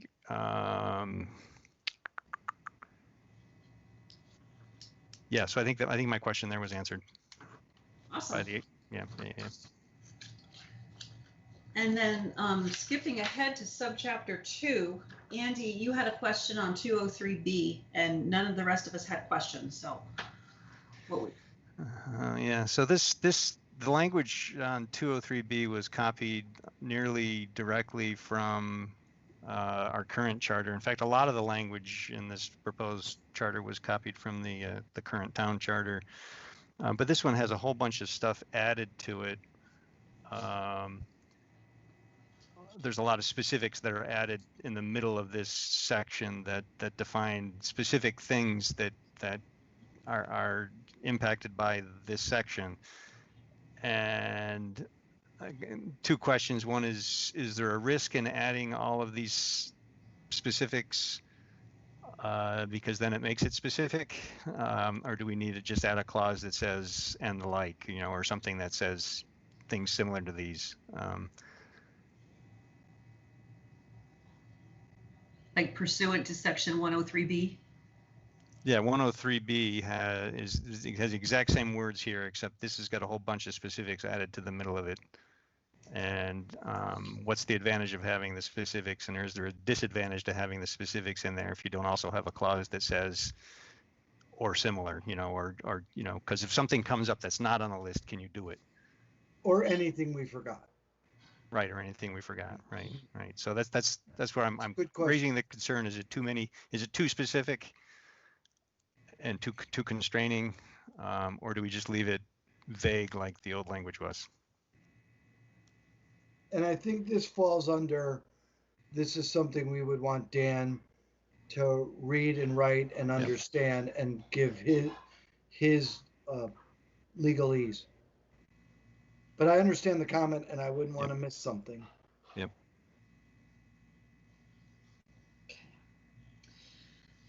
Okay, any other comments, board, about subchapter 2? All right, skipping ahead to subchapter 3. Okay. Couple questions on ward boundaries.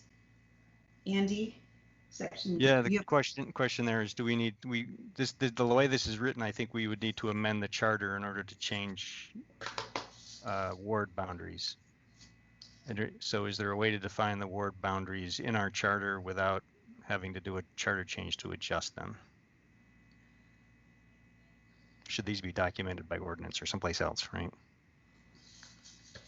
Definitely a Dan question, right, Evan? Yep.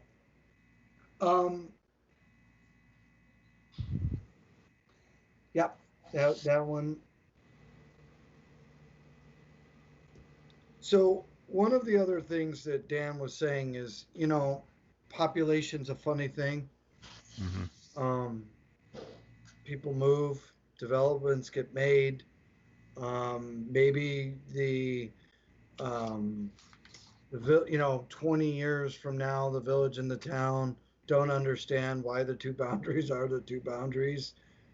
And so that which is created and in your charter needs a charter change, unless it's a transitional provision.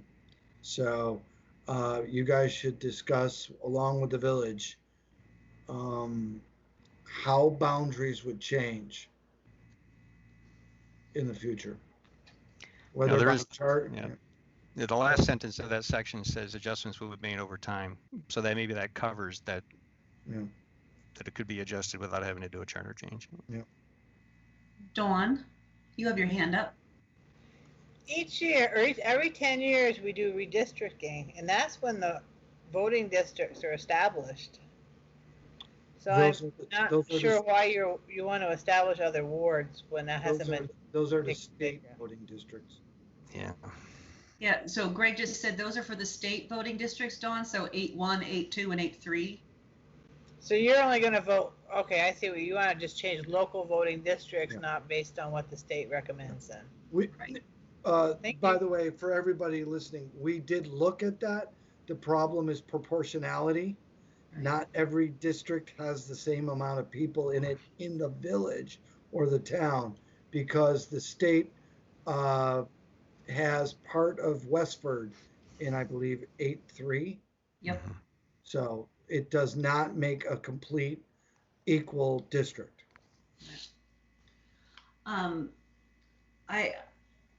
A language question, 301B, if we could have an understanding in the charter of what it means to be proportional, or maybe this is something for the cheat sheet, but does it mean you actually have to have the same actual number of people in each district, or is it within a percentage of each other?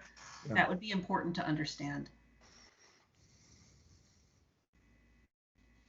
Probably cheat sheet.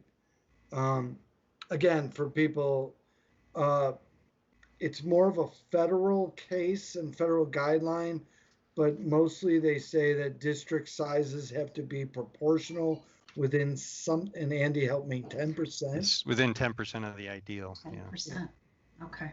Which so in our case, with two districts, it's within 10% of the average of the two districts.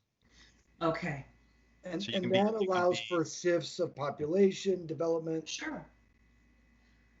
That's really helpful, and yeah, that would be a cheat sheet explanation. And Andy, you have a comment about? Yeah, the last phrase, right? The last phrase in 301B, it says 5 or 7 years. Should we be specific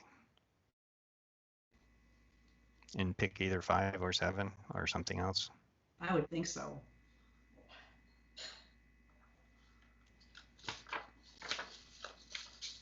Okay. 303, just some formatting. Section 303 starts with C. So either A and B are missing, or the lettering is not correct.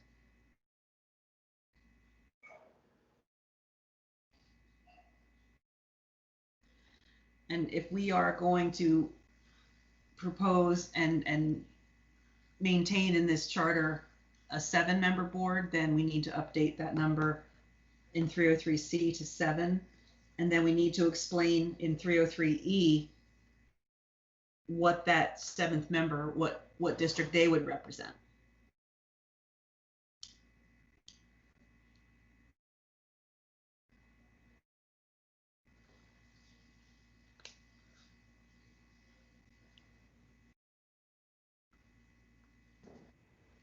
And I assume you mean by if it's at large, it isn't at large and doesn't. It represents the town, both wards. Yeah, right. Yeah. So I have Is that how you follow it? I have a 303 now C question, there's two questions with that line where it says that elected select persons shall represent the town and the ward they live in. Can you ask somebody to represent a constituency that didn't elect you? I don't think so. Can I make a suggestion that an elected select person shall represent the entire town? This is the same question then. Can you represent somebody who didn't elect you? If we declare Because those people have no way of getting you of voting against you. that You're person would representing have to people. be on both ballots. That single position. No, you're not. No. So I live outside the village, and Elaine, you live inside the village. Right. You don't have the opportunity to vote for me, but I have the obligation to represent you. If I No. do something. No, That's what you're saying there. That's what you're saying here when you're saying no. town. In this setup, 3 members would be elected by the village ward. Yep. 3 members would be elected by the town outside the village. 1 member would be elected by all of them.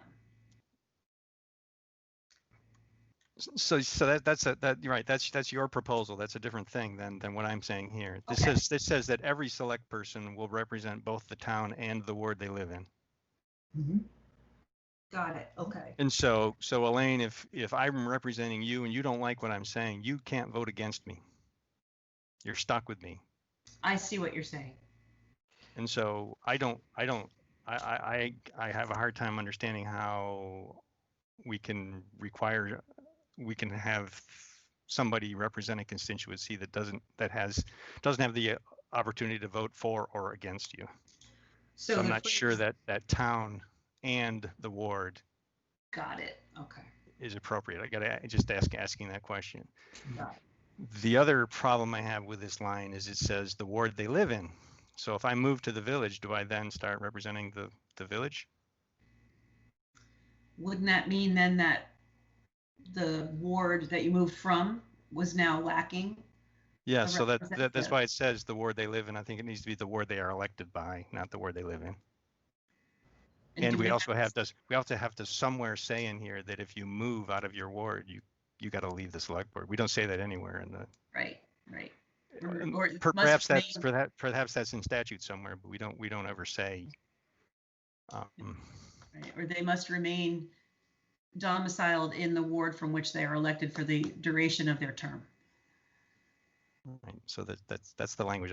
Some language around that's missing. Yeah, because if I move to the village, am I still on the select board or no?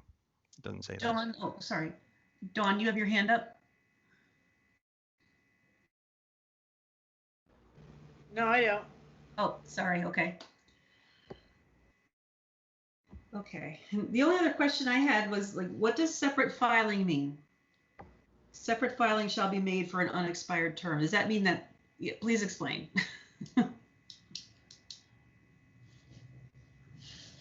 Okay.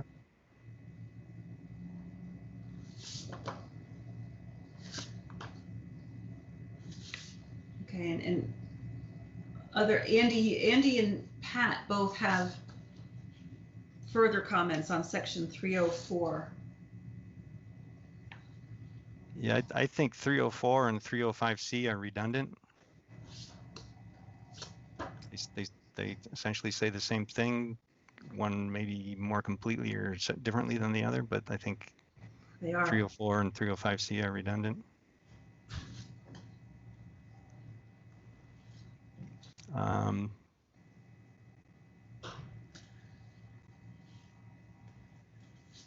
In 305A, we're not specific as to when select board terms begin. We previously said that it was the first day of the month following the election, but we're not specific anywhere here saying when the terms begin. I think we need to, allow time for recounts and so forth. So there needs to be a specificity as to, exactly when the term starts. Mm.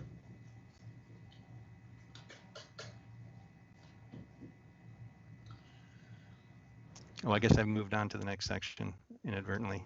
No, that's okay. That's okay. I think we were done with 304. Pat, you had a comment on 305A.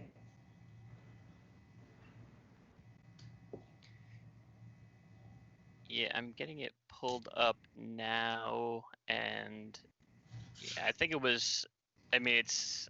I think effectively going to be a moot point. It was having to do with the event of tie votes, and the select person with the longest, most contiguous service on the board shall become chair. But I think all of that goes out, assuming that we are establishing a 7-member select board. So I don't know how deeply you want to go into the details on that, when at least according to from what it looks like in this email from Dan Richardson, which is the opinion that I was really kind of waiting to hear on, that an even membered board is probably a death knell if we send it back to GovOps. So that being the case, if that's the legal advice that we paid for and we're getting, and he's recommending against it, then the 7-member board makes my comments here moot. Okay. Although if we were to opt for the procedure where the chair does not vote unless there's a tie, this would be the place to talk about that, I'm assuming. Yeah, it would have to be.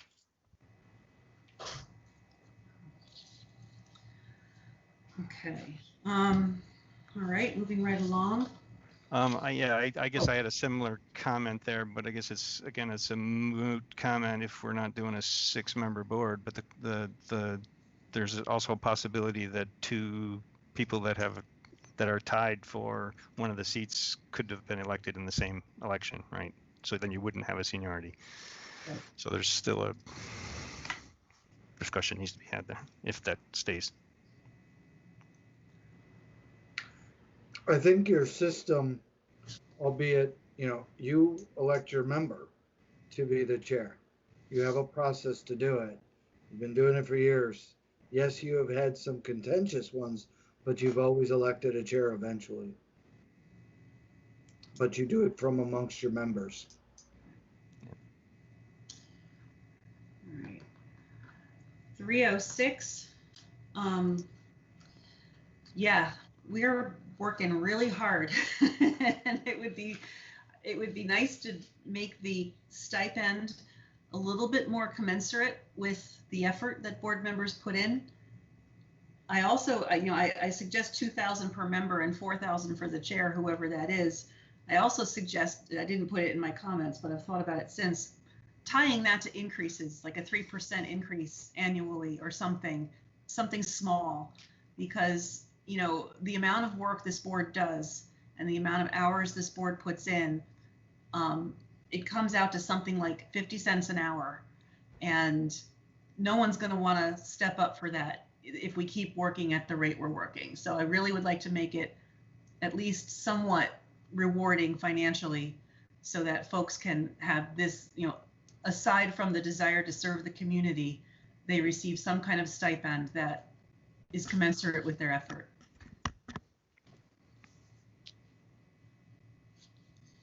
Andy, you had some comments about that. Yeah, the last phrase of that section 306A says presented at the meeting, and I don't understand the relevance. Does that just mean that we have to break that out as a line item in the budget that the voters can see and it's not hidden away anywhere? Well, I don't know. I guess, if we're doing the budget by Australian ballot. Yeah, that won't. Yeah. I think that needs clarification. I think that's a vestige of an older. Yeah, I think that was copied language from somewhere else, right? That's not I necessarily. will say that at the village meeting, the village trustees get $500, and one of the things that they said was more of it's a $500 minimum, and any change to it would have to be in the budget. Yeah, that's how the select board one's written too, right? Because it says minimum 500 right now. Yeah. Andy, you think 306B and 312A are redundant? Yep. 304 and 305C, is there something more? 306B and 312A are redundant. Oh, yeah. Maybe we should dropped the 306B. I would just leave a note.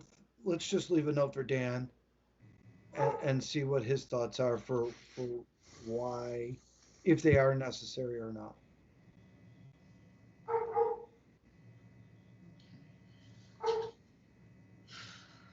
Right. Andy and Pat had questions and comments about section 307. Yeah, 307A, select board members often hold other offices. In fact, there are some offices where it's preferred to have a select board member hold that office. So this is all new content that was added that we've never had in here before. So this, you know, I don't understand why this is in here. Yeah, I wanted to get some clarification on that too. It no longer applies to me, but what exactly does the town office qualify? Does that mean anything appointed by a select board, or does that also mean school board, as an example? You know, I just would like to know exactly what that references. Okay. Thanks, Greg. And then 307B, I strongly disagree that the select board can express its views of employees. I think that whole section should be dropped. It has the employment is fully in the purview of the manager, and we should not be criticizing employees publicly. And that's what, the way I read this, that's what it gives the select board the right to do.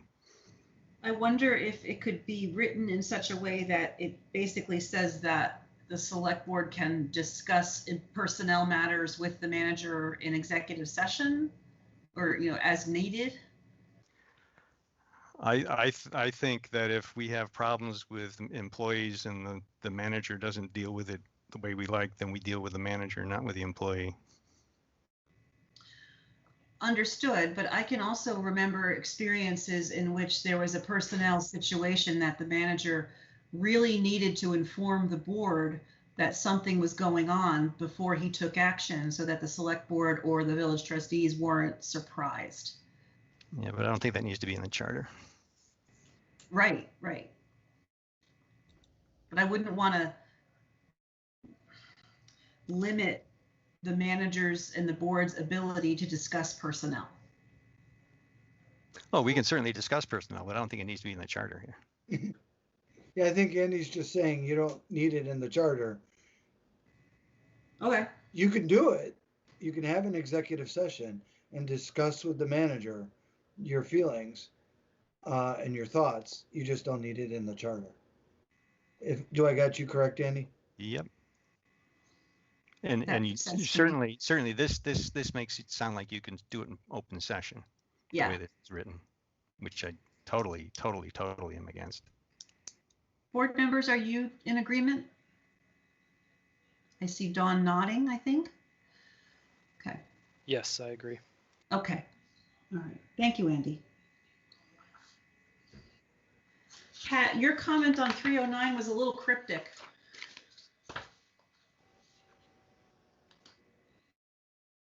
Let me pull it up and take a look. It simply said, so necessary. What are we at 309? Oh, I think he's talking about Australian ballot. Oh, yeah, Australian ballot. Right. I was just marking and underlining and exclamation pointing my Got it. Okay. My desire to see Australian ballot voting. Okay, you got it. But this section is specific to special meetings. Is that? Do we need to necessarily say that? Or, you know, is there? Well, so is this saying that separate from, like, a special meeting meaning like a special vote would have to be by Australian ballot? Because you can call for a special meeting and it's actually an election. Yep. So you would want Dan to define special meetings versus. Well, we have special meetings defined in our orderly conduct of business document. But I guess if the intent here is to say that if you do call a special meeting and you're going to make a decision, you have to do it by Australian ballot. Is that? If it's a special meeting, excuse me. But I mean, does that limit us from using a special meeting to make a board decision in any way? Right, if we have a special meeting to talk about a legal matter that's in front of us.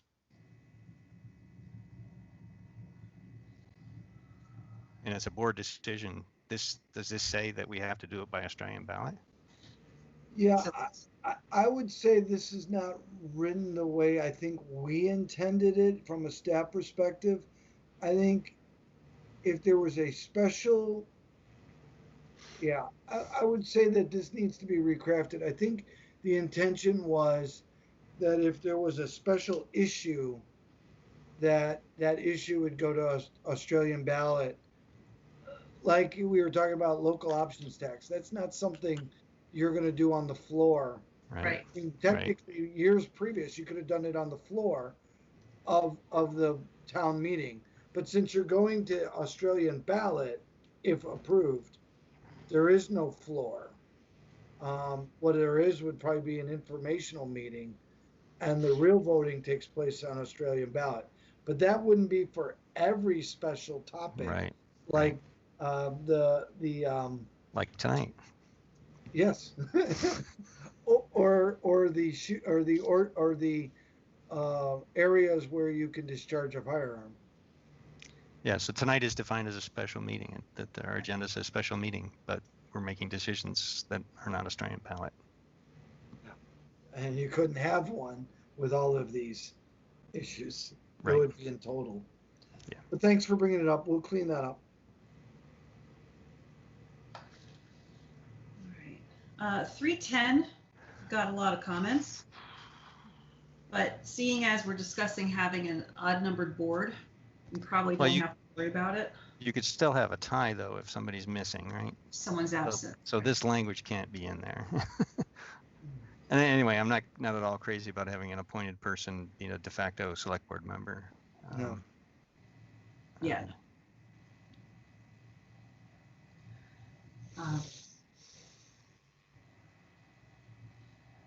Right, so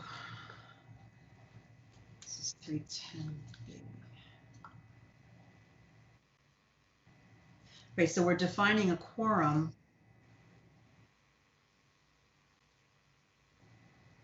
And you're also saying in the case of a tie vote on the budget, so you're limiting it to one particular vote. And I mean, I guess there's a scenario where the chair might not be present for a vote on the budget, but regular practice is if a motion fails because if a motion is met with a tie, it fails. And so I'm assuming an item as weighty as the budget would come back up for revote. So if we're just talking about this one particular vote, is that, Evan, what are your thoughts on this section? Robert's Rules of Order is my thought. So it fails if there's a tie. Well, it does at that particular moment. There could be a remotion. Right. Or to take care of the objection. Also, if the chair is not present, I believe you should have in your Robert's Rules of Order that the vice chair becomes the chair for that meeting. Okay. That's how it happens. So those, when I say Robert's Rules of Order, are your procedures which you adopt every year. Right. And so what I would say in here is have Dan look at this language, clean it up, and make any suggestions to deal with those opportunities. Usually, and I would say on the manager side, one would only bring the budget to a vote knowing that all the members were going to be there, or if someone had an objection, that objection was previously noted. Know what I mean? So like, trustee number 7 is not going to be there, but they want it known that item number 5 really is objectionable, but they would accept another number. They should know that.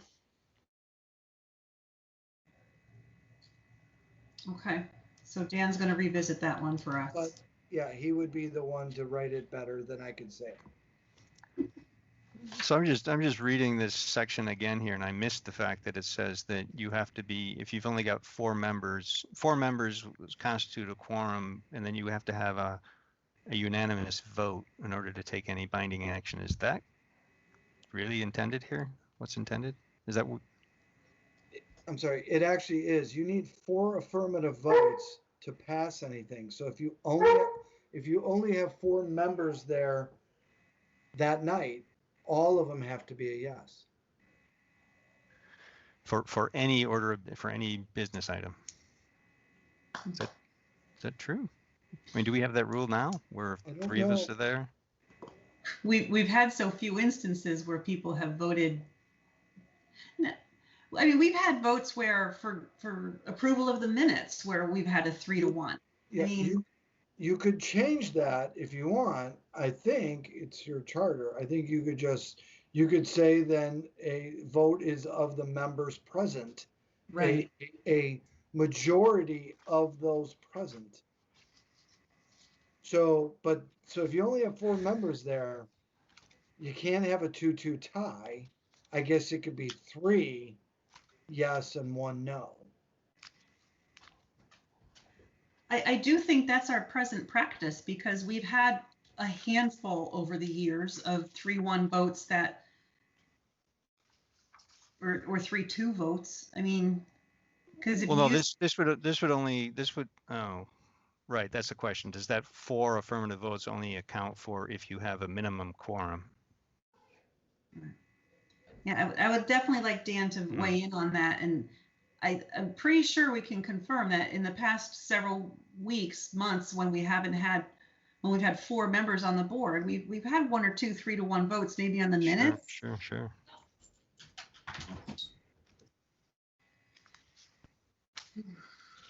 All right. If I can jump in quickly, when you've had the 3-to-1 votes as the board, you're also speaking as a 5-member board. So I think if you have a 6 or 7 member unified board, you're going to need to have the majority for that entire number and quorum. For instance, if the planning commission makes a decision right now, if they only have 4 members present at a meeting and they're voting to approve a project or an application, all 4 of those members need to vote in the affirmative. Greg, that's helpful to remind us that we're talking about 7 people here, not 5. Yeah, but our current charter says the presence of 3 members shall constitute quorum, but it doesn't have that second phrase there that says that you have to have all 3 of them for positive for an affirmative vote. If we had 3 members of our select board in any meeting today, the way our charter is written today, 2 could approve something. Can we ask Dan to just provide a best? Yeah, I think we need to. Yeah.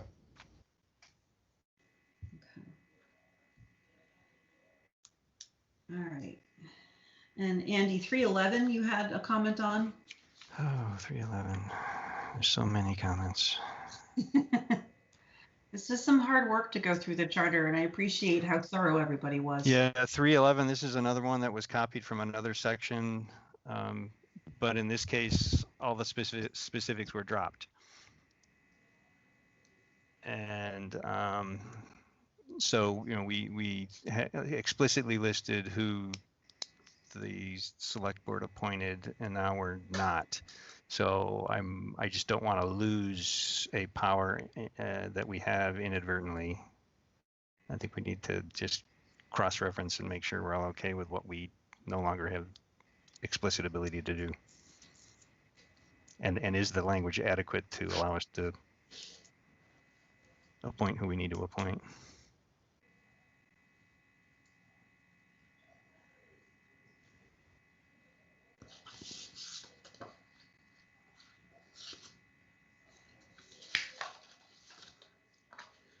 Okay. We are in the home stretch, subchapter 4. Andy, I know that you're thinking we should not be having the libraries in the charter at all, and right. I'm not. Oh, go ahead. I'm sorry, I interrupted you. that's okay. This isn't saying how the libraries will run themselves. This is just saying how the board members will get on the board. So we're not dictating how they'll govern themselves. We're just saying, you know, the process that how they get there. Well, we are in that we're explicitly saying that they'll be elected. So the board of trustees of the library can't decide that they'll be appointed instead because it's in the charter this way. And so that's an example. So it's my understanding that the select board has, sets the budget and the library trustees determine how the library is run. And right, but it's the charter that determines what the library board doesn't hold its own elections. The town does that for them. I don't think the word library exists in the town charter right now today. That I must be thinking about that special section of library law in Vermont statute. I just don't see I think this needs to be in there. That's all. So maybe perhaps Dan could. And Andy, I think this is one of those cases because the Brownell was a trust and nobody wants to go try to break up the trust. They dictated that they would always have their 5 members. And so I just think this is something I think the village needed in there or wanted in there, and it needs to be smoothed out legally so that we don't make it seem like we're trying to do away with the Brownell board. And yeah, I can have a different opinion and just say that I don't think it needs to be there, and I think it's up to the library trustees to determine how they govern themselves.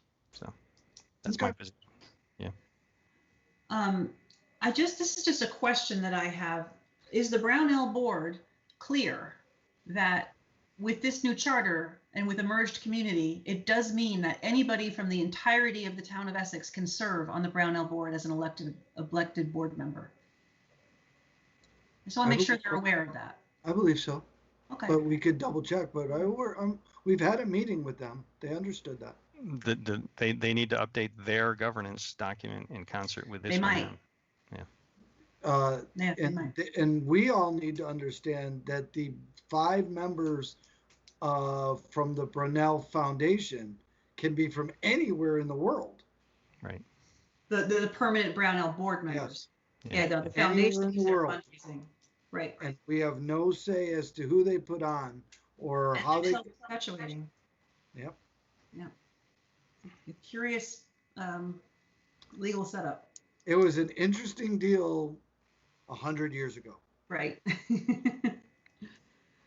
Okay, and section 501A. The way I read this is the date of annual meeting is completely ambiguous, and the select board can choose any date they want.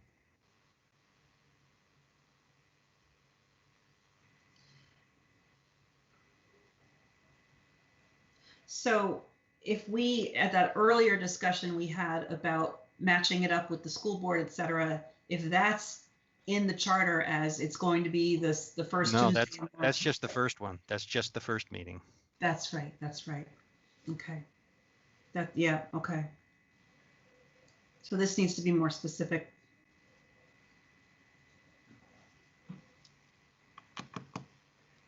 And then in 501C, it's actually crossed out here. It says 12 consecutive hours. Our current charter says 9 consecutive hours. The way this is written, we could open the polls for 1 hour. Do we have to have the hours in there at all? I think you want them in there so that you can't have a future select board that could open them for 1 hour if they wanted to. If you wanted to control the outcome of an election, you could say the polls are going to be open for 1 hour. Select board could do that. I think there was a comment at the village meeting that does the Secretary of State establish the hours of voting polls? Oh, Dawn says yes. She would know. Yes, they do. They establish the hours, and I think this past election when we were open 10 to 7, they had to get special permission to do it from 10 to 7 because it did not meet state statutes. Ah.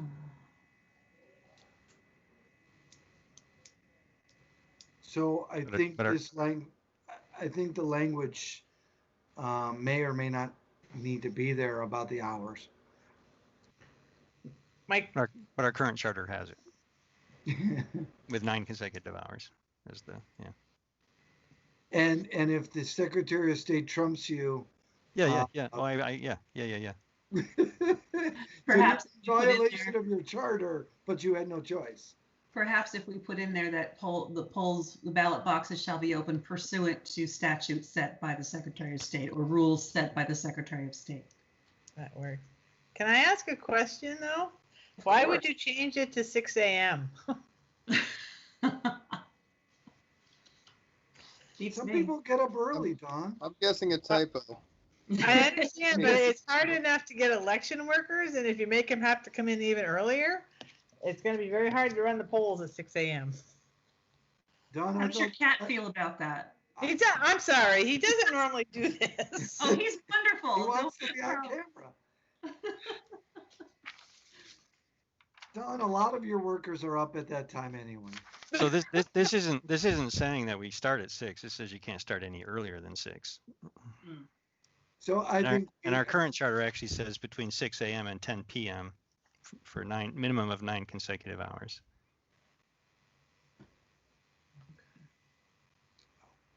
All right. So this doesn't allow you to stay open Shall- any later than 7, right? so. Andy, other than that, could we say the voting is between 10 and 10:15 a.m.? Just, I mean, The way this is worded, you could do that. But I don't know if, if your charter is approved, you can do what's in your charter, right? Regardless of what other statute says, right?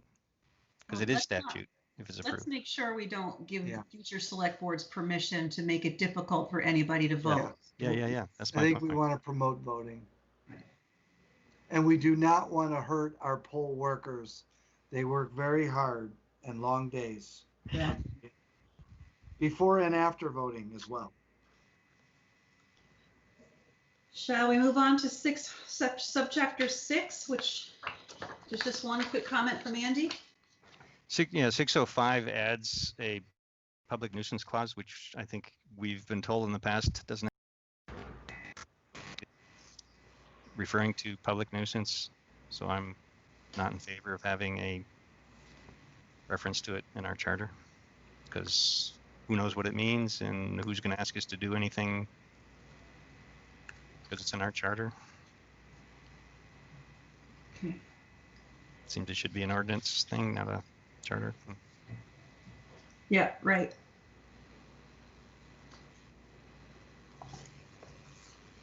Just for clarification, I think I got it. Thank you. I got it. Okay. Subchapter 7. Yeah, 702 sounds like contract terms for the manager. I mean, is this appropriate place to put it into our charter?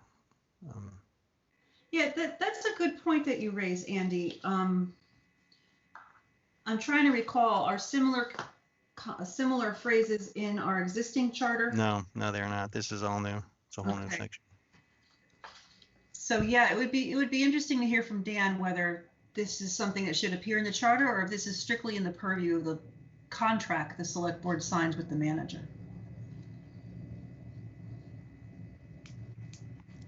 And there's a couple of things, explicit things in here. 702.3, which is another weird thing. They're numbers instead of letters. Takes the authority to appoint the town attorney from the select board and gives it to the manager. Just so you know, in the village, the manager appoints the village attorney Right. with the vote of the village board. Right. So this is taking a power from the select board and giving it to the manager, and we haven't discussed that. 7024 says the manager shall attend all select board meetings. Doesn't say anything about sending a rep instead or a designee. So does this, if this language should be in there at all. Is it correct here? I will tell you that one possible reason is so that the select board cannot keep the manager from attending. But does it also then mean that the select board can't meet without the manager? Ah. Which we may choose to do. Evan doesn't need to go on vacation ever. Oh, apparently it means not on Mondays, Tuesdays, or Wednesdays currently. But Okay, good point. Yeah, 703 is also looks like contract terms. 704.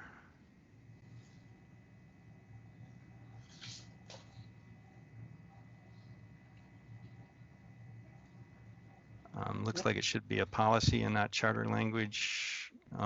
Also, it's very explicit and it talks about an assistant town manager. It completely ignores the fact that we have a deputy town manager.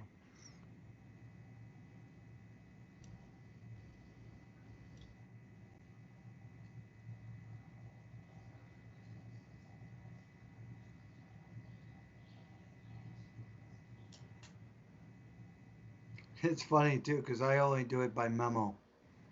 So I don't even file it with the clerk. I'm going to be out of town or I'm going to be out of the office. So-and-so's in charge while I'm gone. Yeah, so I think this 704 should be a policy, not a charter thing. Did the village trustees have anything to say similar? No, but I think by the end of the night, they were willing to go with almost anything. Slackers. Yeah, no, I'm kidding. But I think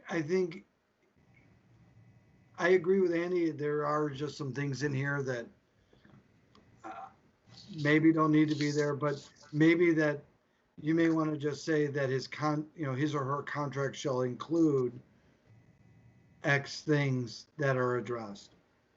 You don't have to go into specifics. Yeah, if Dan could weigh in on that best practice, then that would eliminate some of the comments that I had, which are primarily grammatical. You guys, if you adopt the council manager form of government, which I'm assuming you will, some of those tenets are in there, but you may just want to, instead of all of this language, just again, the council manager form of government and any exceptions to it would probably be more appropriate than spelling out the authorities. You could also do it by ordinance. Okay. All right. And this is just a general question that I had, which was if the charter is approved by the voters, do we need to redraw the manager's contract at all for any reason? Just, I don't know. I'm just wondering. So, or just ratify it again as the new town, because it's basically an agreement between the village and the town to hire the manager. So we would need a new contract of the town to hire the manager. So just a organizational note to think about. Yeah, and I think, we could cut a few vacation days in there because Evan won't be using them anyway. Good point, Vince. That's funny, Vince. That's good. All right, moving right along. Subchapter 8. 801 doesn't exist in our current charter. Does it need to be here? I guess the question. And if so, can it just be combined with 802? I don't know if they're kind of maybe a nit. Aren't they in statute, Dawn? That the Board of Civil Authority and the Board of Abatement are who they're comprised of? Yes, they are. Because one can hold the assessor and the town clerk and the other does not. In your opinion, is this duplicative in our charter, or it's something that should stand in the charter?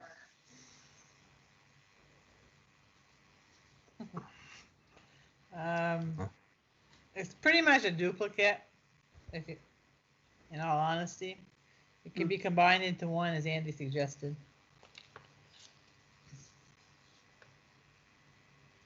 So combine 801 and 802? Yes. Okay. Cool. And then 803, this is where we say that planning commission terms are 3 years, but we previously said 4, that somebody's going to be appointed for 4 earlier. So this is the section that needs to be consistent with what we want to do for terms. The first sentence thing right there, 3 years, right?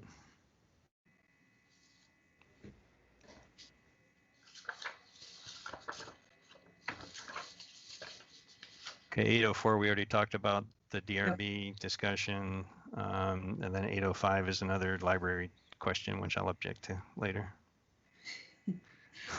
I'm wondering if 805 is there because Brownell trustees are elected, and they're the only other elected people besides select board members, besides trustees and justices of the peace. So is that why this paragraph is in existence, because it's dealing with elected people? Because otherwise, I'm not sure why the Brownell Library is the only thing in this section.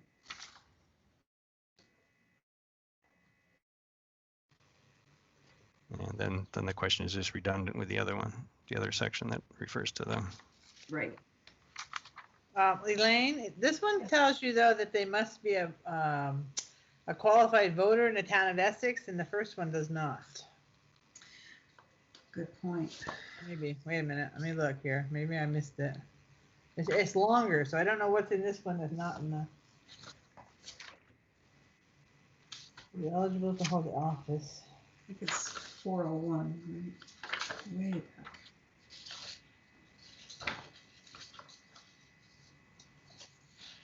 Okay, it's asking them to change their policy and everything in this 40 in the 805 one versus the 401.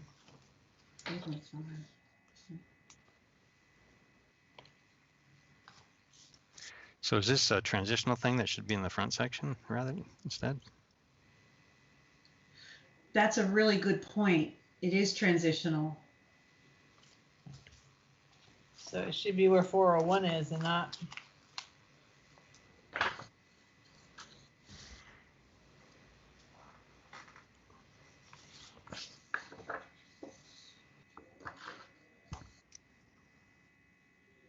So so subchapter 4 is other elected offices. So so this is to just explain that other than the select board, these are the people who will be elected in this new town.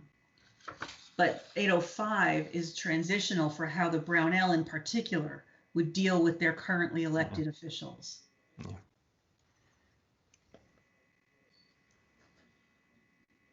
So yeah, that's transitional. Mm-hmm.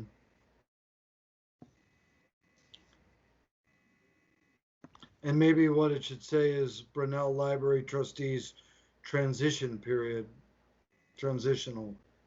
Greg, you could just throw that in the comment.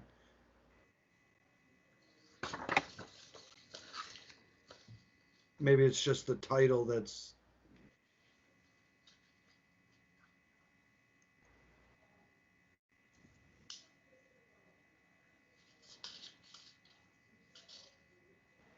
Okay. All right. It doesn't appear that anyone had comments over subchapter 9. Is that correct? Comments on subchapter 9? We are in the home stretch. Let's move on to section 10. Andy, you had several comments. Yeah. 1004B requires printing and distribution of the budget. I know in the past we've talked about the question of whether we could do this some other way than printing. Is there language that we can use that would allow us to do a you know, make it upon request or make it available online or something. Can we just remove print and just say distribute? Well, we've always used distribute to say that we have, or that requires us to mail it to everybody, because you have to actually give it to everybody. I think making it available is different than distributing it. I see. And the other thing is annual report isn't mentioned anywhere in this charter. Do we need to do an annual report? Or this similar sentence that was in our existing charter talks about the annual report, not just the budget.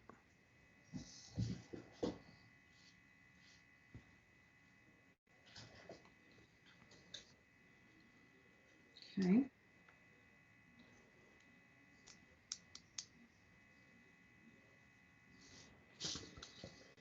And then comments skip down to 1101, subchapter 11. Is that it for subchapter 10? Yep. Okay. Yeah, this 11.1 is probably can just be ignored. The question is what personal property means in this context. It's referenced a couple places, and I just don't understand why it's even in there. What does it mean?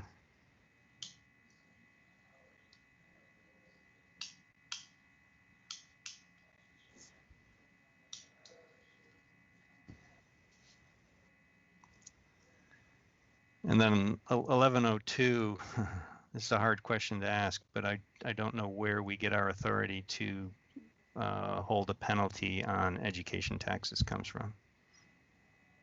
I can understand that we can have a penalty and interest on taxes that we levy, but we're collecting the taxes for the well, currently for the village and for the school, for the state, for the school, and we collect penalties and interest on taxes that we ourselves have not levied. Does that need to be explicit here, or is there some other statute that gives us that authority?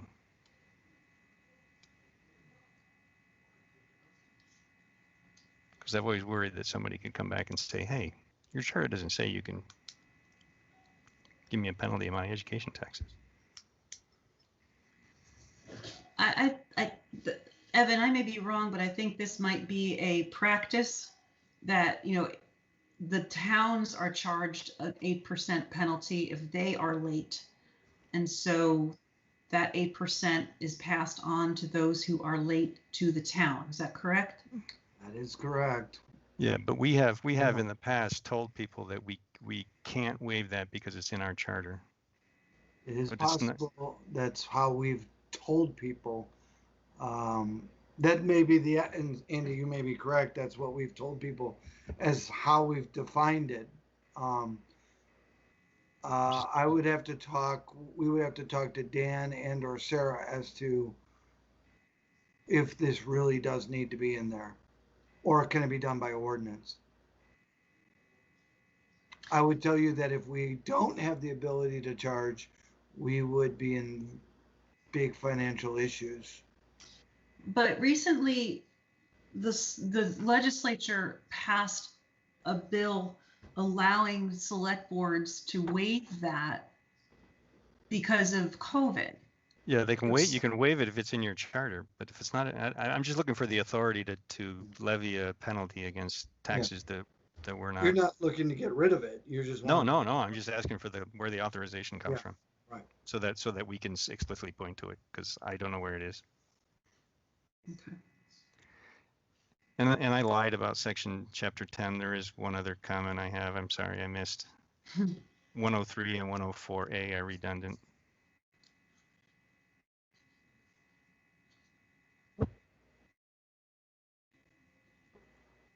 Well, Greg, I guess you proved you can scroll back up. He's awesome. It can be done. And it's 1004, just to be clear, it's 1004A. You wrote 104A. Thank you. Okay. Subchapter 12. So I'm not done with 11. I'm sorry. I got one more comment Oh, there. I'm sorry. 1102B takes power from the Board of Abatement. I'm just concerned about it. That wondering what select board should have the authority to waive a penalty.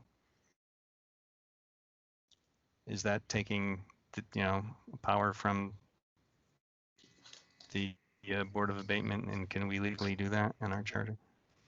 Yeah, I had the same note.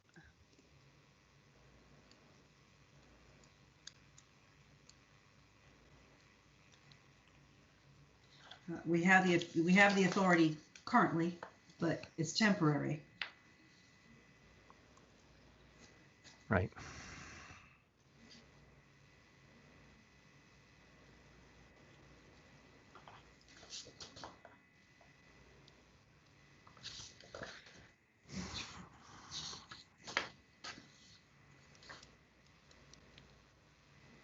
Right, none of those are in the 8 reasons to abate taxes, so you need to make sure that was legally done.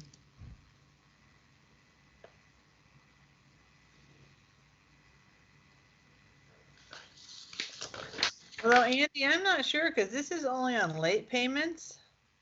It's not really abating their taxes, it's abating their late payment. So if the select board abated the late payment, it would never come to the Board of Abatement anyway. Right? I don't know. You know more about it. You know far more about it than I do. If there's no penalty on a late payment, then they wouldn't get the bill for it, and it would not come before the town Board of Abatement. We would never see it because you would have already taken care of it through this article.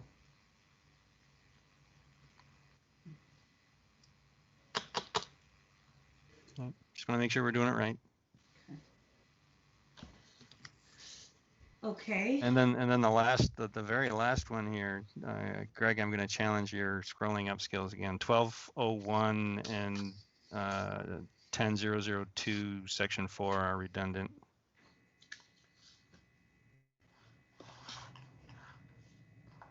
Yeah, the capital plan is mentioned twice. It's 1201. Yeah.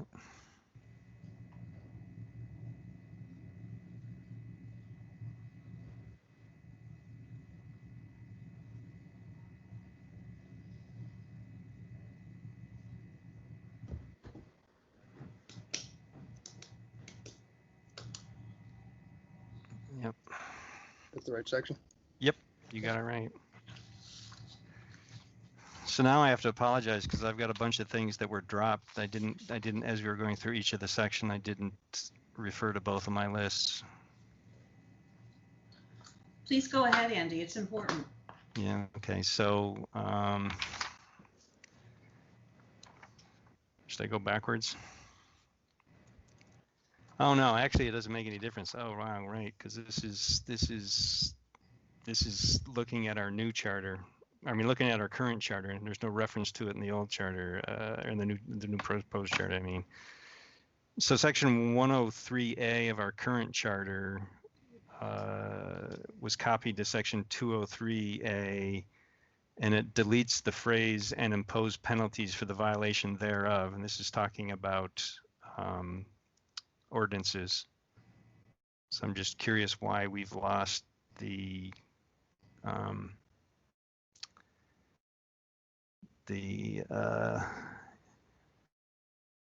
why we dropped the phrase that says impose penalties for the violation thereof in our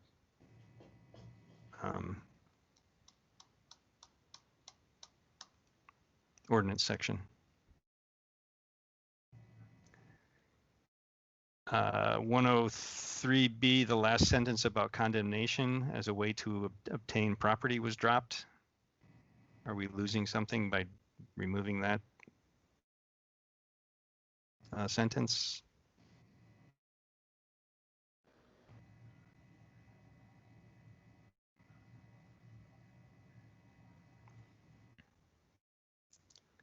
You're gonna paste it all in here.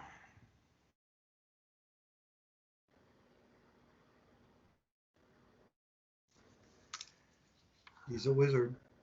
Holy cow. Greg.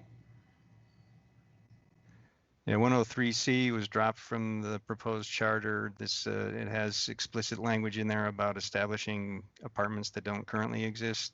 The question is, do we want to remove that power to establish new departments, or are we losing it if we drop that sentence, or is it just implied some other way?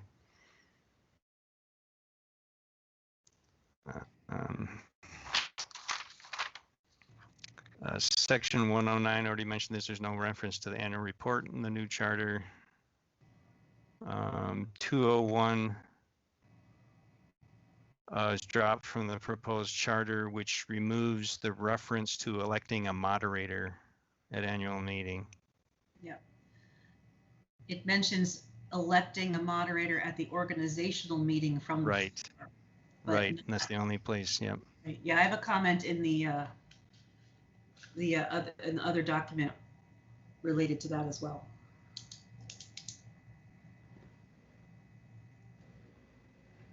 Um, 202C may be irrelevant. It just was dropped from the proposed charter. It talks about select board election to 2 seats, except in the case of a vacancy. I think that may be a given if we've already defining how select board's being elected. 203C, in the current charter, says that a select board member can be removed because of death, incapacity, and a couple other things. The current charter removes the language that says incapacity shall include a failure by any member to attend at least 50% of the meetings of the board in any calendar year. Dropping that language removes our ability to remove a select board member that is absent. You could get elected and get paid for 3 years for never coming to a meeting, and there's no way to take somebody off the board without that language. That's the only way you can remove somebody from the select board, is if they don't show up for half the meetings.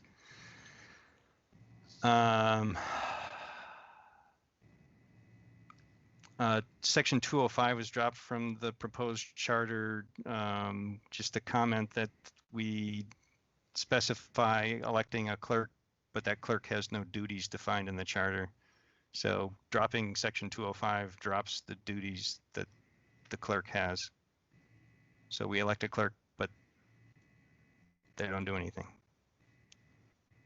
So I think some of that language might need to go back in, or we stop electing a clerk if there's no, if it's a ceremonial position.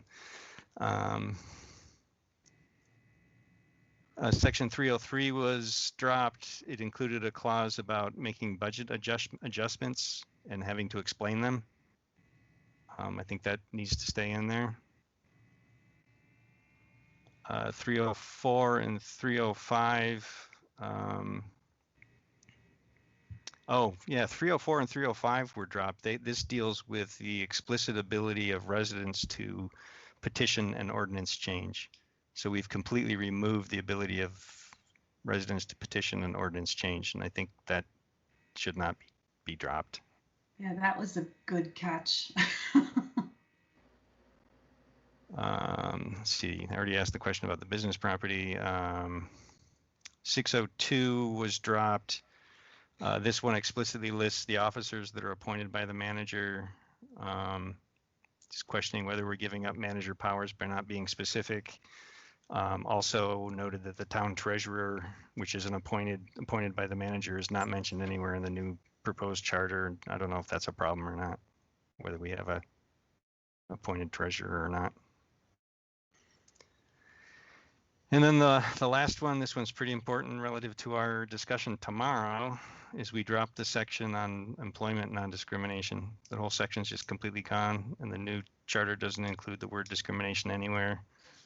I think we need to keep that charter and or maybe even look at its language to see if anything additional should be added to it with regard to categories of non-discrimination.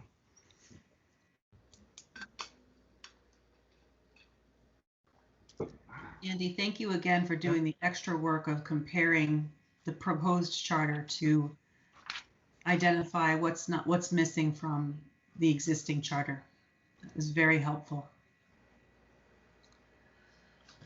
Okay, Made for a long evening, though.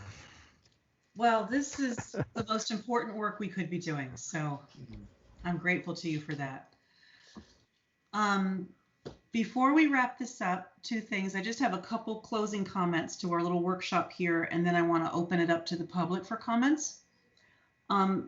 Based on what I'm hearing, we had a couple areas where we really need to have conversation with the trustees.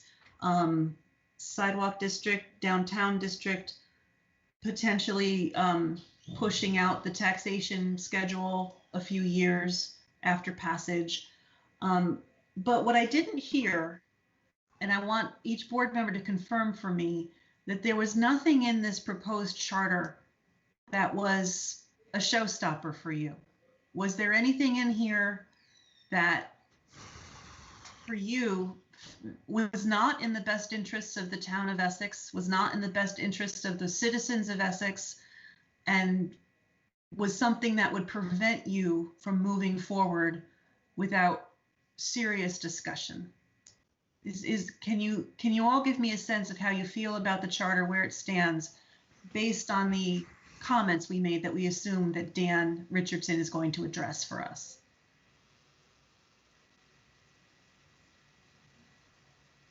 Yeah, I'll go first. I mean, I think any of the big concerns that I had about it, or we talked about or addressed this evening. So I have no reservations with going forward with what we have in front of us right now.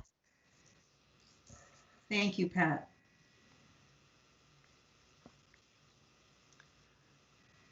I guess I don't have anything that would keep me from going forward, but I do have reservations as to whether it will pass, you know. Well, that's a different question. Yeah. Vince? Yeah, I mean, my only reservation is the district neutral language, but other than that, I really don't have anything deal breaking in the rest of it. Okay. Dawn, I know it's been very short that you've been thinking about this, but the things that concern me the most is that you want everything merged and everybody wants to be unified, and yet the village wants so many years to have separate taxation on different items in different areas. If you're going to merge, everything gets merged.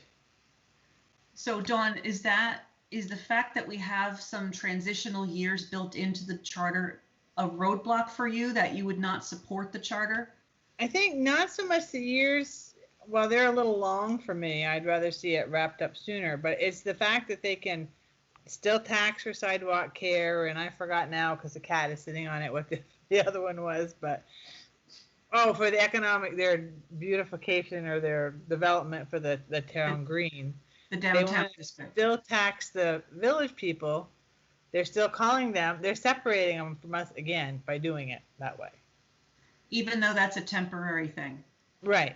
I mean, I'm just saying, if you're gonna merge, then you merge everything and not this gradual build up, well, this year we're gonna tax, but the next year will be, retired. That's the only thing that bothers me. Okay. All right. Well, everybody, thank you. And Evan and Greg, thank you for giving us the chance to go through this with a fine-tooth comb. And I think it was Andy who recommended that we split into our individual boards to do this separately. And I think that was a really smart decision. Mm-hmm. So we have our voluminous comments. And so Evan and Greg, I'm assuming the next step will be that you're going to go sit down with Dan. Yes. Okay. Try to handle the legal questions. I don't think we want Dan to do any writing just yet until he has the end, but he's going to have to do a lot of quick writing at the end, but we've warned him, so she can sleep now. And it is something the village, since I've attended both meetings, the village wants to, or at least the village board members want to get this issue to a place where both parties feel their issues are being addressed somehow. We both know, all of us should know, that if you just took the village and the town and put them together, there'd be a large tax increase to the town outside the village and a lowering of a tax rate to the village. The village understands that, and that's why they are willing to offer to take on some of these other expenses for a period of time, and maybe even start the clock a little bit later, and because of today's current COVID and unemployment numbers, and feather in the tax rate over a period of years, whether that's 12 or more, because it's a large number. And I think the two boards have really worked hard over the past 2+ years to really understand those mechanisms and understand that to do it and do it equitably without socking one or the other, it was going to be a give and take. And I think you're still in that phase and in that discussion and really talking about things we've missed or things that should be defined better, but not in breaking that apart. Do I got that about right? I think you do. Yeah. Okay. Well, thank you again, everybody, for your comments. And Evan, is Dan going to see this document of all of our comments along with the annotated charter that you guys are keeping? He could make no sense of it without Greg's notes. So he will get this whole thing. Great. And then I would suggest, to make sure, we're going to go through this line by line again with him and then with everybody. I'm probably would suggest setting 2 meetings because of the length, with 10 people discussing it, not 5 and 5. But maybe we take chapters 1 through 5 and then 6 through the ending and get to a resolve, but we are going to need to do it in a orderly fashion. And at that time, will we also have that chart that Sarah has presented to us in the past with the dollars, that we can have that with us when we have this conversation? We can certainly have that. And what I would suggest is she had a scheduling conflict tonight. At that time, she would need to be there. And when we have that discussion, she would be able to plug in new numbers. Right. If you change years or you change this or you change that, she can change. And I'm saying this because I think she can make it done in real time. Okay. All right. And I believe there's a doodle poll out again, or there's going to be one to schedule the next conversation about the charter with the trustees, or is that going to be a joint meeting? A regularly scheduled joint meeting? There is a doodle poll out right now. Waiting to hear back from a few more board members. As Evan said, the idea is it's probably going to be a two meeting issue. One of those would probably be at a regularly scheduled joint meeting. The other meeting, that's what the point of this doodle poll is, to figure out when we can have that second meeting. Okay. Thank you. Thank you all very much. Okay, audience, you have been very patient and have listened to a very long conversation. If you are interested in speaking about this, the charter, please let us know either by raising your hand or by letting us know through the chat.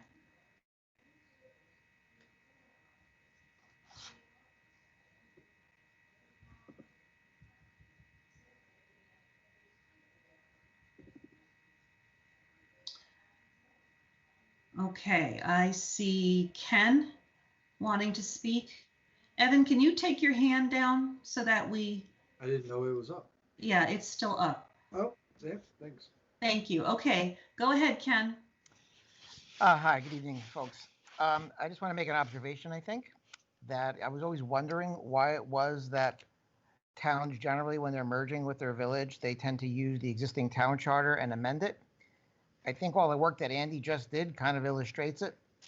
It would have been a whole lot easier and a lot less work. All that work that Andy just did, for example, would not have been necessary if we had started from that point and simply amended the existing charter. Just an observation. It would have been a big time saver. That's all. Thank you. Thanks. Is there another person who would like to speak? Okay, I see Irene and then Tracy Delphia. Go ahead, Irene.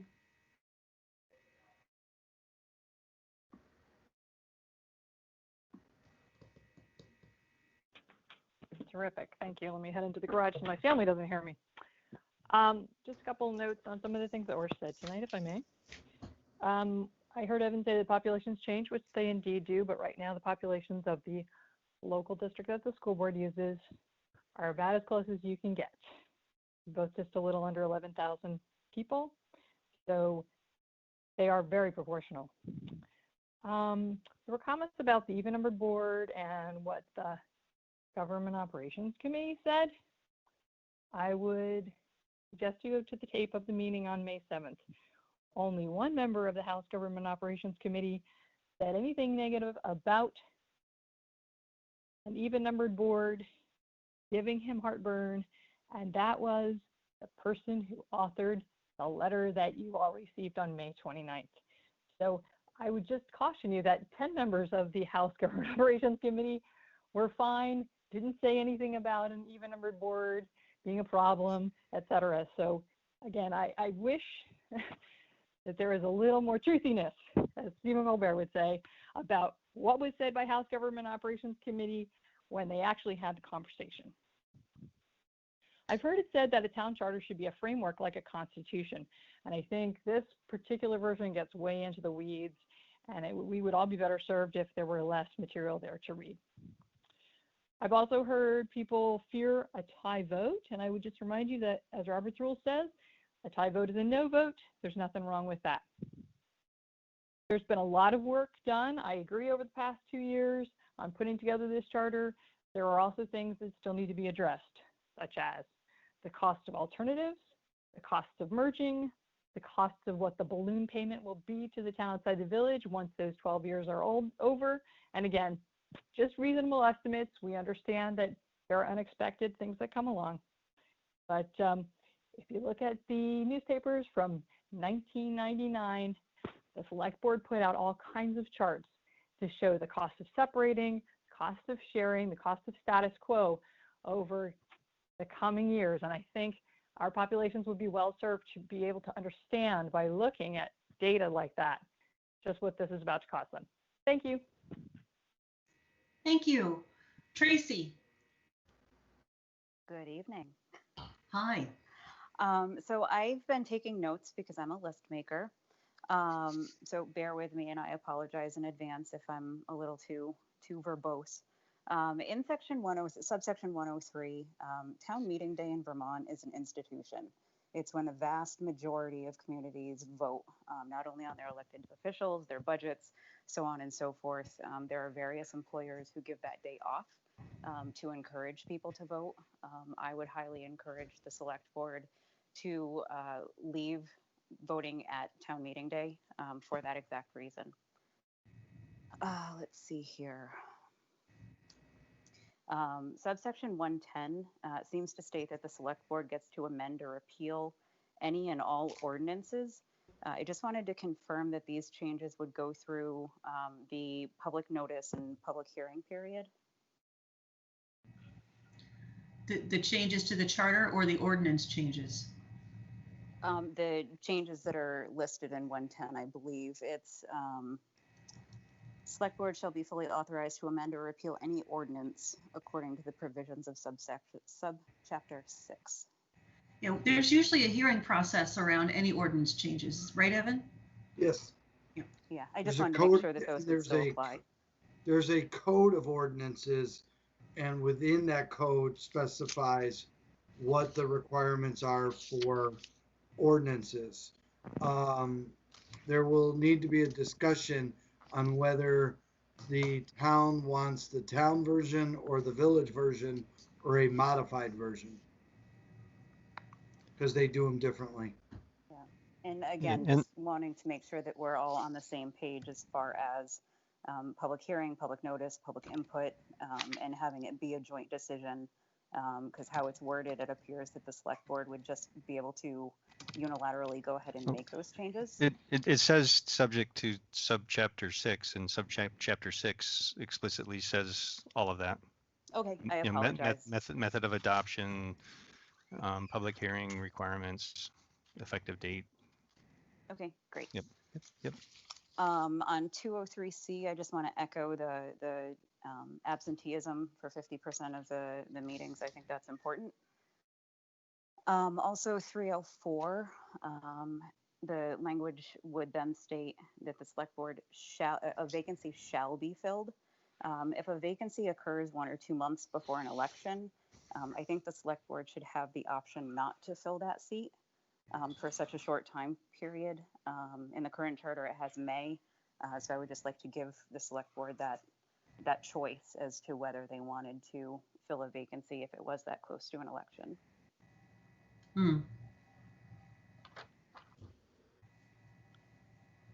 Okay.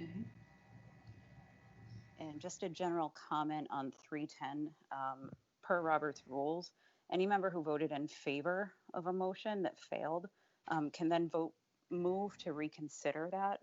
So there is that sort of,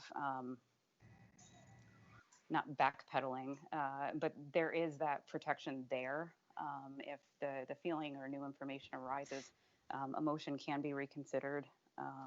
So I'm good with that. Let's see here. Just a little concerned about the 7-person board. If 4 people show up and that constitutes a quorum, and the majority are those present and voting, that means that a 3-to-1 vote would carry. I strongly feel that the quorum, and in order to pass any motion, that it should be the majority of the full board is needed to vote in favor. That's currently the process in the ZBA. And I think that if that language is good for the ZBA, the select board should be held to that standard, if not a higher standard, due to you know, the topics and issues that they would be voting on. And I have one last comment, specifically to 1004 and not printing the budget packets. Basically, this would have essentially an effect, particularly to those who don't own computers or have readily accessible internet access. And for a lot of folks, receiving that warning with the budget in the mail is their reminder to vote. So I just don't want to, I don't want to have an unintended consequence to those populations when it comes to being able to raise their voice in fashion of going and casting a ballot. And that's all I have. Tracy, thank you for the comments. We appreciate it. Thank you. Does anyone else from the public have any questions or comments about the charter? Please raise your hand or make a note of it in the chat.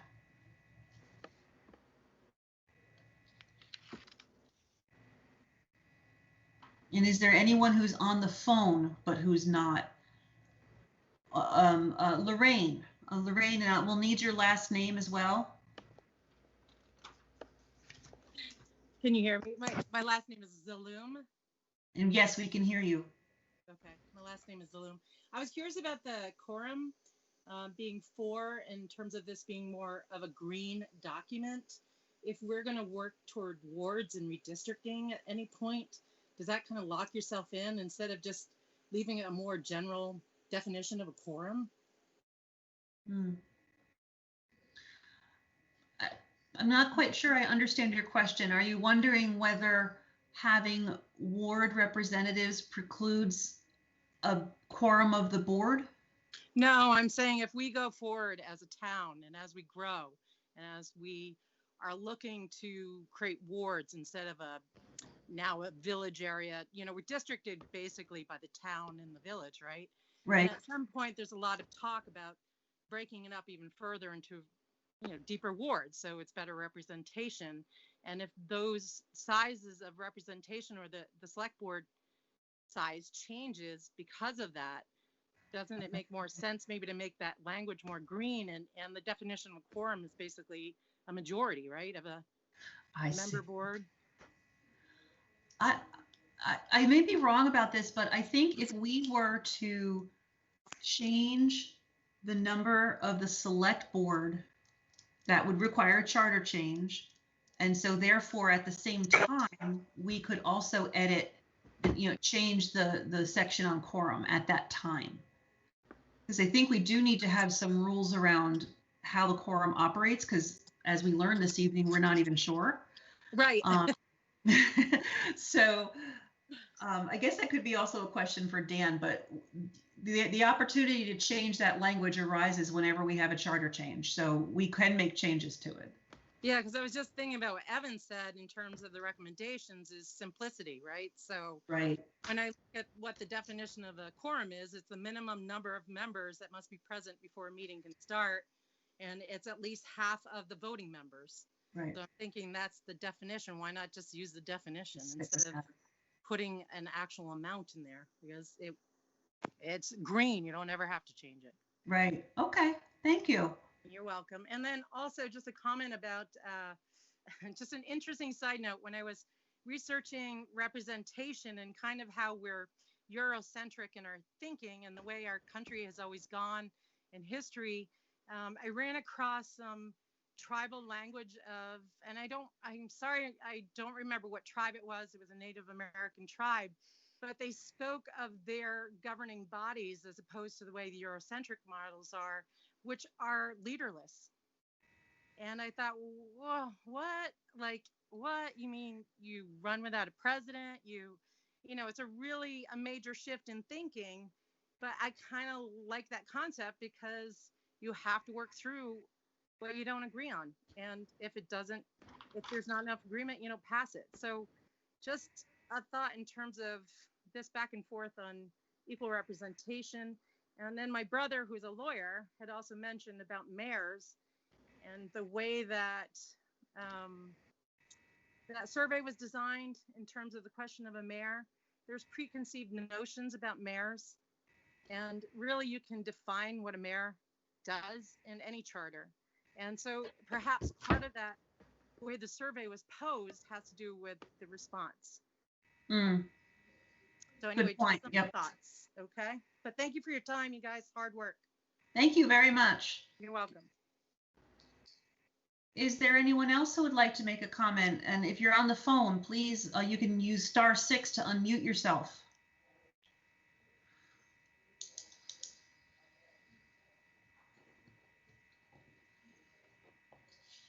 Okay, I'm not seeing anybody else. Give it another couple seconds.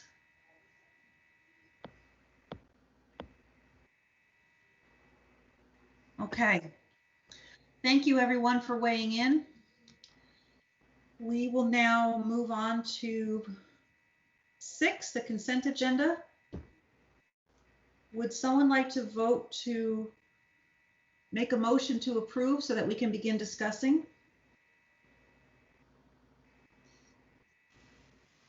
I move approval of the consent agenda with select board member comments.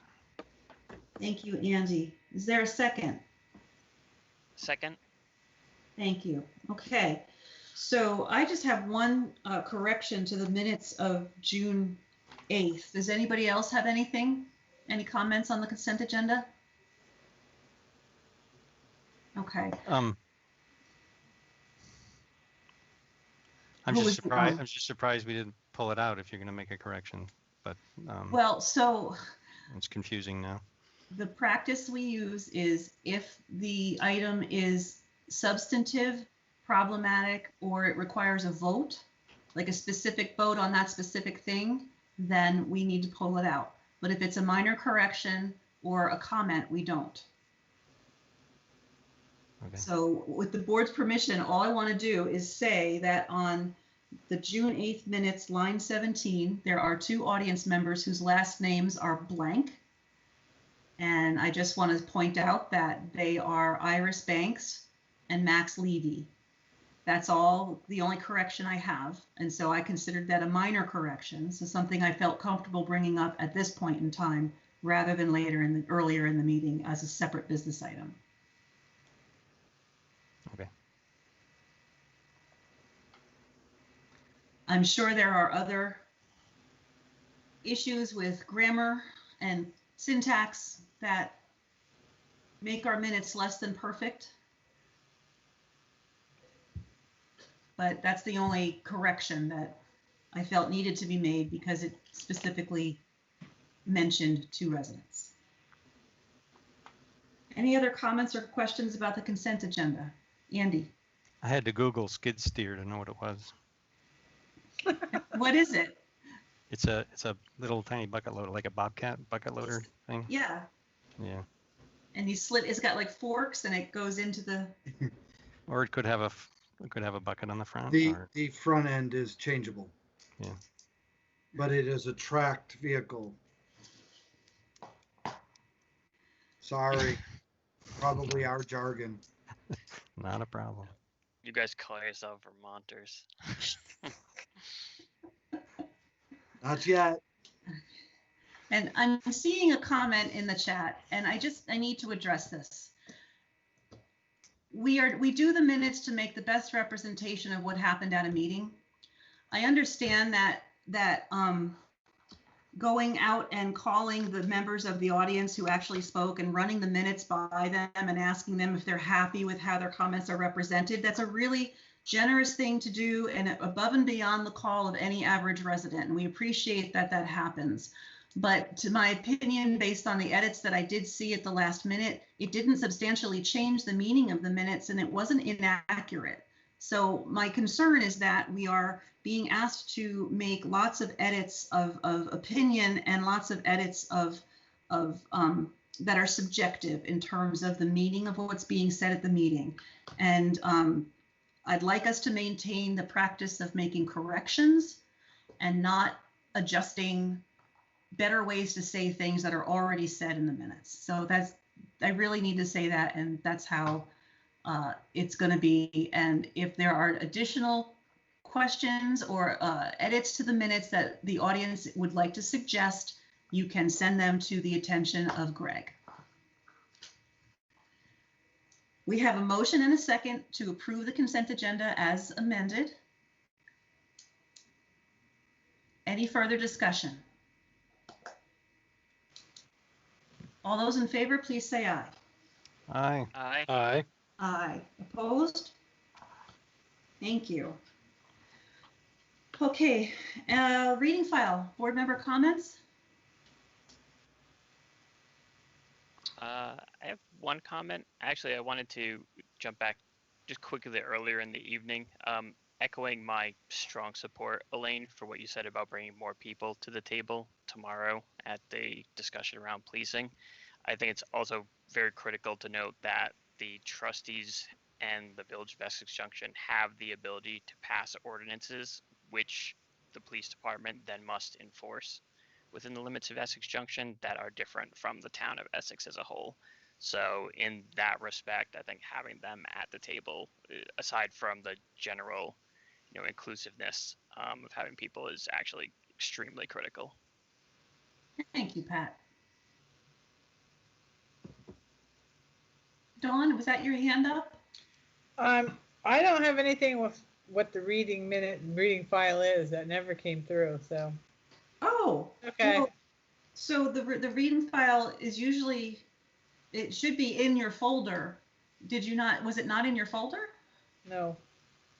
But we're having a little trouble with my folder, so it's all right. I'll just listen. Okay. Well, at this point, it was just the meeting schedule and an email from a resident, and then an open agenda item, which is always at letter A, which is board member comments in general. So. Okay, thank you. Okay, Well, without any other business on the agenda, we have a scheduled executive session.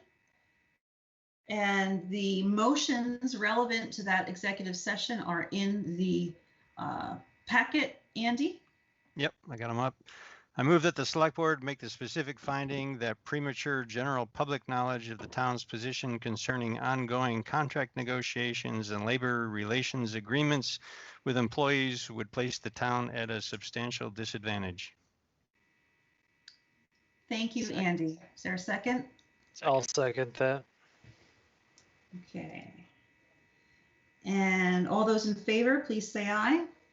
Aye. Aye. Aye. Opposed? Second motion, please.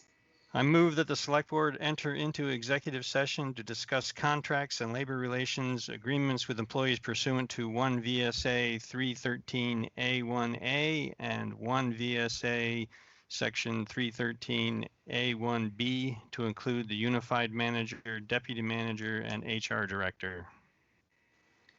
Is there a second? Second. I'll second. Thank you, Pat. All those in favor, please say aye. Aye. Aye. Opposed? Okay, so Greg, you sent us an invitation to a separate meeting, which we should be leaving. So we should be leaving this meeting and going into that one? Correct. I sent it out earlier this evening after this meeting had started. So if you got it, great. If not, if you're not there in a minute or so, I will send you another invite to get you into the executive session meeting. And then when we're done with executive session, we'll return to the public session to adjourn, or do we just adjourn out of the executive session? You will come back to the public session to adjourn and take make any actions after executive session. Okie doke. All right. Can we take a quick break? That's a good idea. Let's take a 3-minute break. Thank you. And this is Kathy. Will I be receiving something from Greg and Evan about motions tonight? Yes. Okay, great. Thank you so much. Have a good evening, Kathy. everybody. Have a good night. All right. Thanks. Okay, I don't know how to switch meetings, guys, so somebody's You gonna gotta- have to talk me through this.